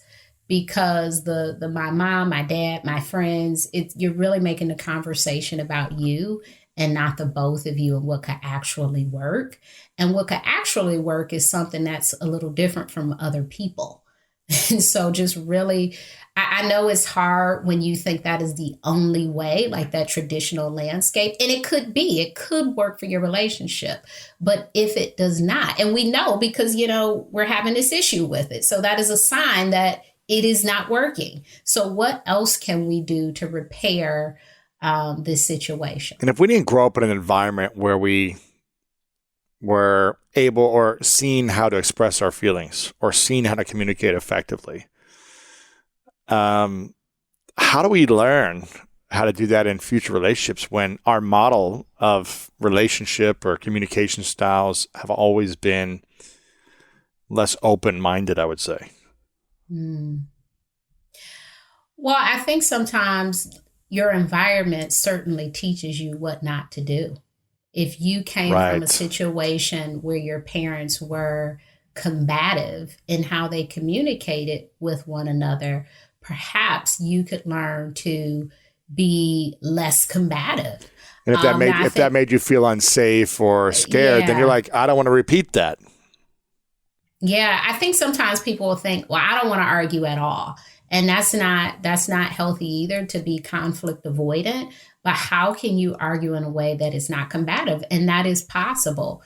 There are, tons of books and videos and all sorts of ways we can learn. But I think the biggest thing is communicating your need, just saying it and practicing doing that more, because sometimes we'll say, I don't know what to do, but we have a lot of skills already. We've watched years of TV. We have so many skills we can already tap into. So what do we know that works, and how do we start to practice that for real in everyday life? Mm-hmm.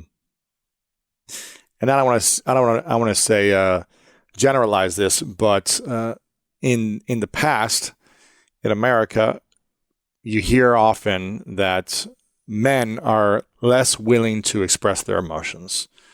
And maybe they didn't grow up in an environment where it was okay to express themselves or cry or say how they truly felt for whatever reason. And I'm not saying all men are this way, and some women might be less expressive of their emotions as well. So what if your partner isn't open to expressing themselves in general because they grew up in this environment that didn't cultivate sharing? I've certainly heard that too, that men don't express and they don't open up. And my favorite clients are my male ones, because they come into that space and they are so open and vulnerable. And it's like, oh my gosh, you're doing the work. Yeah. Our biggest realization has to be that we can't change people. And you're working with years of programming. And so if this person wants to be different, they have to claim that. You can't claim that for them. You cannot make this person who's had, 30 years of being emotionally shut down open up. that is something that they have to want to do. And you can gauge that by asking them, do you want to talk more about your emotions? Because I'd like to hear about them. And if they don't want to talk, what do you do with that information? Do you want to stay in a relationship with that person? Do you want to modify your expectation of them? Mm-hmm. But we certainly can't make a person who is not ready to talk to us about things talk. I do think that I have a family that is lots of guys in the family. And so I have found it helpful to just name an emotion when something is happening. So at grandma's funeral, just saying, yeah, you're really sad. Just naming the emotion can be really helpful. So if they don't talk to, anybody else, it's kind of like, I'm feeling away, and it's like, oh, wow, you're talking to me about something, because I've made them feel comfortable just by talking about certain emotions very openly. When people, oh my gosh, they irritated me. Are you frustrated? Just kind of throwing words into everyday language so they know that, I recognize this anger is really sadness and disappointment. Yeah, that was really terrible that they, did that to you. I could see how you could be so frustrated. Just naming the emotion can be really helpful, because sometimes when it is a man, we just take it as is and we think that he can't change. But our modeling sometimes and our language around certain things can be helpful. Yeah, absolutely. And I think, I've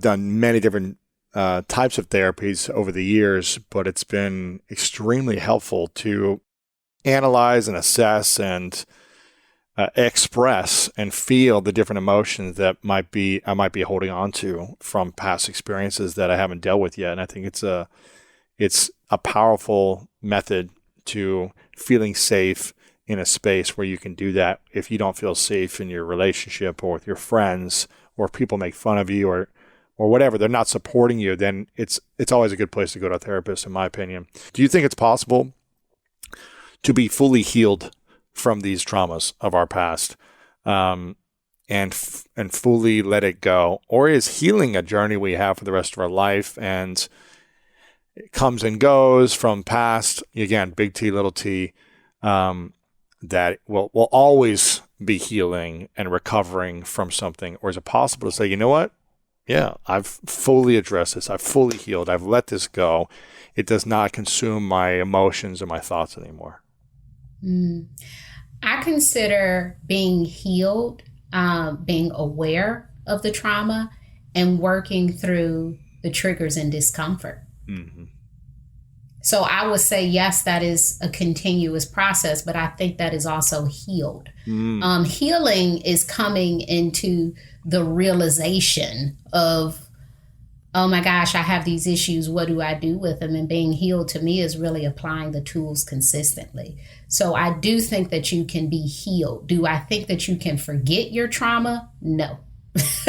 But I do think that you can be healed from your trauma, meaning that it no longer has the hold over you that it once had. And you've created those positive coping tools to, okay, I'm feeling this in a moment. I have the awareness. Okay, this is not an attack against me. I'm going to process this and get back into my vision of my life, or whatever my tool might be.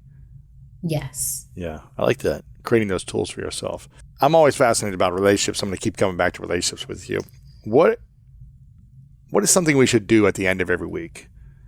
Whether it's a Friday, Saturday, or Sunday for you, but you're with your partner, you've got 30, 60 minutes of alone time, no phones, and you have an opportunity to connect eye to eye, heart to heart. What should that experience be like on a weekly basis? What should we ask each other? What should we share to continue to strengthen the relationship and build week after week? I think we should be connecting. I don't know if connection would be a conversation or if that would be an activity together. I really like to play like these deep question games, or sometimes playing like just, party games. I think that's a beautiful way to connect and to remember that, wow, we are really together. We have the same answer. Like 30 minutes of that. It's like, yep, we're one and the same. I love it. This is why we're together.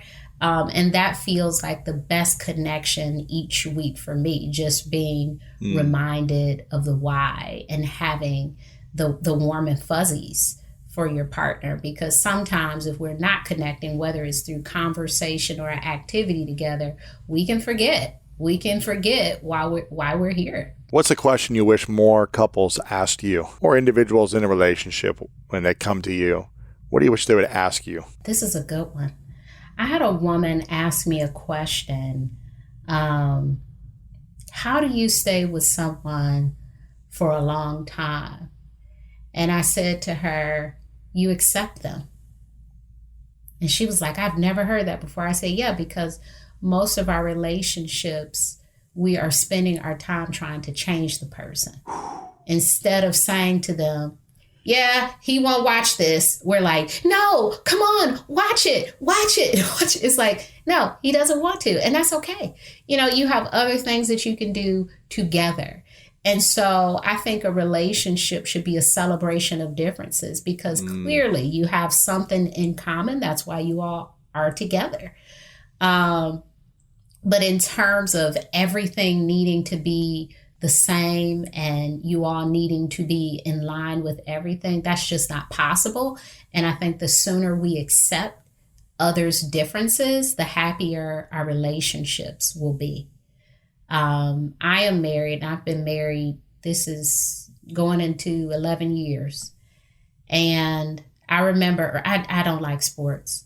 And I remember early on saying to my husband, in a joking way, would it please you if I watch football with you? And he's like, no, you don't have the right energy while watching. And I said, you're right. Because I'm like, why are his pants like that? Does he always wear, I am terrible at watching sports. Now I'll get into somebody's personal story. Like, isn't that the guy whose mom has I'll get into that. But in terms of getting me to watch football, it's not the best use of your time. It's just not. I think a better use is finding some things that we can do together. And it's not going to always be all of the things that you do. And that's okay, because we'll have our time together and that's wonderful. And so it doesn't need to be, an enmeshed experience for us to be in a happy relationship. We can be two individuals and just as happy. What are the skills for learning, or the tools for learning how to argue in a more effective, positive way, as opposed to arguments leading to fights and destruction and resentment? Tone is so important, because sometimes we are not mindful of our tone.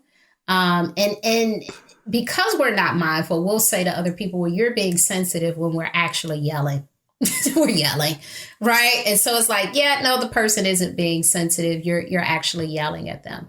Tone is so, so important. It goes back to what we said in the beginning, not holding on to things.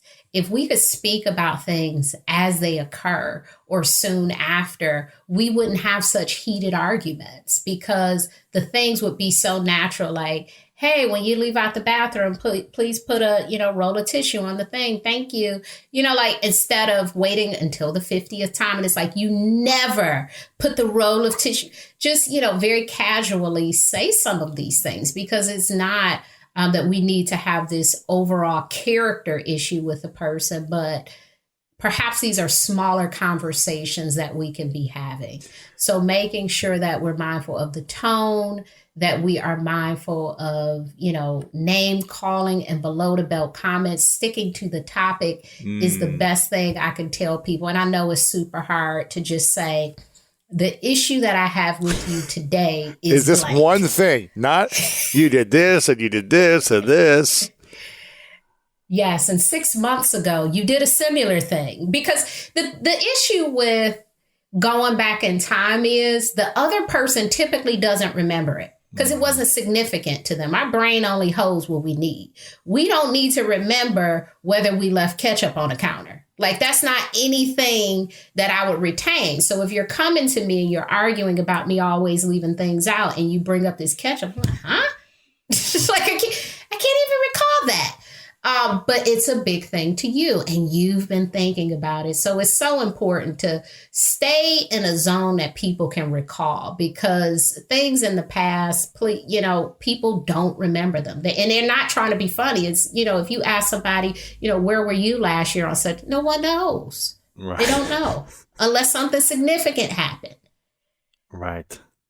So tone, you said anger is an emotion that is okay. But is anger in an angry tone okay? As opposed to, okay, I'm feeling angry and let me communicate it. Is there a healthier way to express anger? Or should we just, this is how I feel, I'm going to get it out and I'm angry and you did this and I didn't like it? Or what's the best approach? So you can be angry and you can speak to your anger. But again, it goes back to tone. Do you need to yell at me when you're angry? Do you need to yell and get it out, or do you need to say it? If someone needs to yell or if someone is yelling, is that effective for the relationship or not? I don't see how it moves a conversation. I don't know what I've learned by someone by being yelled at by them. When we speak to kids, standard practice is to get on their level and speak in a calm voice and say something. And that's when people can really hear you, because when you're yelling, people can be so accustomed to your tone that they just tune you out. Block it out. Or they just look at your energy and their response is like, I'm not getting into this. So there are so many issues with the yelling piece. And I understand the anger and frustration, but if you are angry, perhaps that's not the best time to talk if you must yell. Perhaps calming down a little bit and then coming back to the topic when you're able to speak through your anger and not act in your anger is better. Yeah, that's powerful. I've got a couple final questions for you, but before I ask them, I want to make sure people get your book, because I think finding peace is something that we all are looking for, especially in this time right now with a lot of different challenges that are happening in the world. Set Boundaries, Find Peace, a guide to reclaiming yourself. Is there a website that we can go and learn more about the book or any other bonuses that might come with the book? Yes. So my website is my name, NedraTawwab.com. There you go. It's got all the information there. You've got an amazing Instagram page. That's how I found you. I'm a fan of following therapy pages to give myself more tools in my own personal life and relationships and becoming a better leader in my business, all these things. And your content is so inspiring. I want people to make sure they follow you over on Instagram, Twitter, Facebook, Nedra Tawwab. You can go find it over there. Amazing tools that you give. And then you go deeper in the book with how to expand upon all these tools and lessons. So I'll make sure people follow you over there. How else can we be supportive to you in this moment? I would say follow the journey, get the tools in this way in a community. One of the things that I really love about Instagram is people being able to see others in a similar space, because we don't always get that. We don't always get to see that there are other people who've experienced emotional abuse. There are other people who have unhealthy relationships with their parents. And so in the space of Instagram, there is community in the comments where you see all of these people sharing their stories. So that's a beautiful way to support me. And the other way is to get the book. It's so helpful to be able to have the work of boundaries all in one place, because Instagram is very fragmented, and we can't put everything in one place. But in a book, it's kind of like having this resource guide. And so it's really helpful just to have it as a resource guide around boundaries. Absolutely. Absolutely. I highly recommend getting the book, Powerful Tools for Your Life. 3 final questions for you. Okay. The first one, if you could imagine your 7-year-old self in front of you, and you went back in time traveled, but yourself right now, you're in front of your 7-year-old self. Knowing everything that's happened in your life from 7 until now, what advice would you give your 7-year-old self? I would reassure myself that it's okay to quit. I remember being a kid and trying this thing and trying that thing, and I didn't like it. And I thought, gosh, shouldn't I be able to do some of this stuff? But what I realized is I wasn't very passionate about those things. And so I needed to keep going until I found the things that brought me some level of satisfaction. And so it wasn't quitting as a problem as much as it was finding the passion around it. So now I'm happy that I quit a lot of stuff, because I feel like I saved myself time doing, all of these things that I was half-hearted about, right? So yeah, it's okay to quit. It's a good reminder. This is a question I ask everyone at the end called the 3 truths, Nedra. So I'd like for you to imagine this hypothetical situation that you get to live as long as you want to live, but for whatever reason, it's your last day on earth. And it could be 100 years, it could be 50 years, 200 years, whatever it is. You get to live as long as you want, but then eventually you got to turn the lights off and go to the next place. And you accomplish everything you want to accomplish in your life. You live the life of your dreams. Everything happens that you imagine, you manifest it. For whatever reason, you've got to take all of your creations with you, your books, your work, your content, this interview, Instagram, all of it's got to go with you to the next place. So no one has access to your creations anymore. But you have a piece of paper and a pen, and you get to write down 3 lessons that you've learned in your life that you would share with the rest of us. And this is all we'd have to be reminded of you or remember you by. I call it 3 truths. What would you say would be those truths for you? 1, I would say becoming yourself is a lifelong journey. 2, be mindful of how you spend your time and who you spend that time with. 3, we have to talk about the hard things. If you don't talk about the hard things, man, life is hard. Life gets hard if you don't learn to talk about doing the uncomfortable, talking about the hard things. That's a good one. I like that one. Before I ask the final question, Nedra, I want to acknowledge you for the gift you are, for putting yourself out there, again, on Instagram in a way to help heal and give tools to so many people that are struggling, people that are finding discomfort in their life, people that don't know how to express themselves, how to heal, how to communicate, how to set boundaries. I think setting boundaries is one of the most powerful and positive things we can do for ourselves. And yet, it's challenging to do for some reason. It's hard to create those. So I acknowledge you for showing up and stepping out of your comfort zone to create and provide tools for the rest of us to live a better life. So thanks for your support in providing all this for so many of us. And thanks for creating this book. I think it's going to be a game changer for so many people that invest in it, that actually apply the lessons and the tools, which are not easy to do, but are necessary. So I want to acknowledge you for all of this. It's amazing what you're doing. And I have one final question, and it is, what is your definition of greatness? Being yourself. That is my definition of greatness. I think so often we are determined to be everything else other than ourselves. So I would say when you can become more of yourself and be that, that is greatness. People coming out of narcissistic relationships are at an incredible advantage, because if you can really be honest with yourself about saying, I'm going to ask for what I need, and if this person ain't going to give it, then maybe this isn't my person, and time is a big one. Narcissistic relationships are usually like this, fast, fast, fast, right?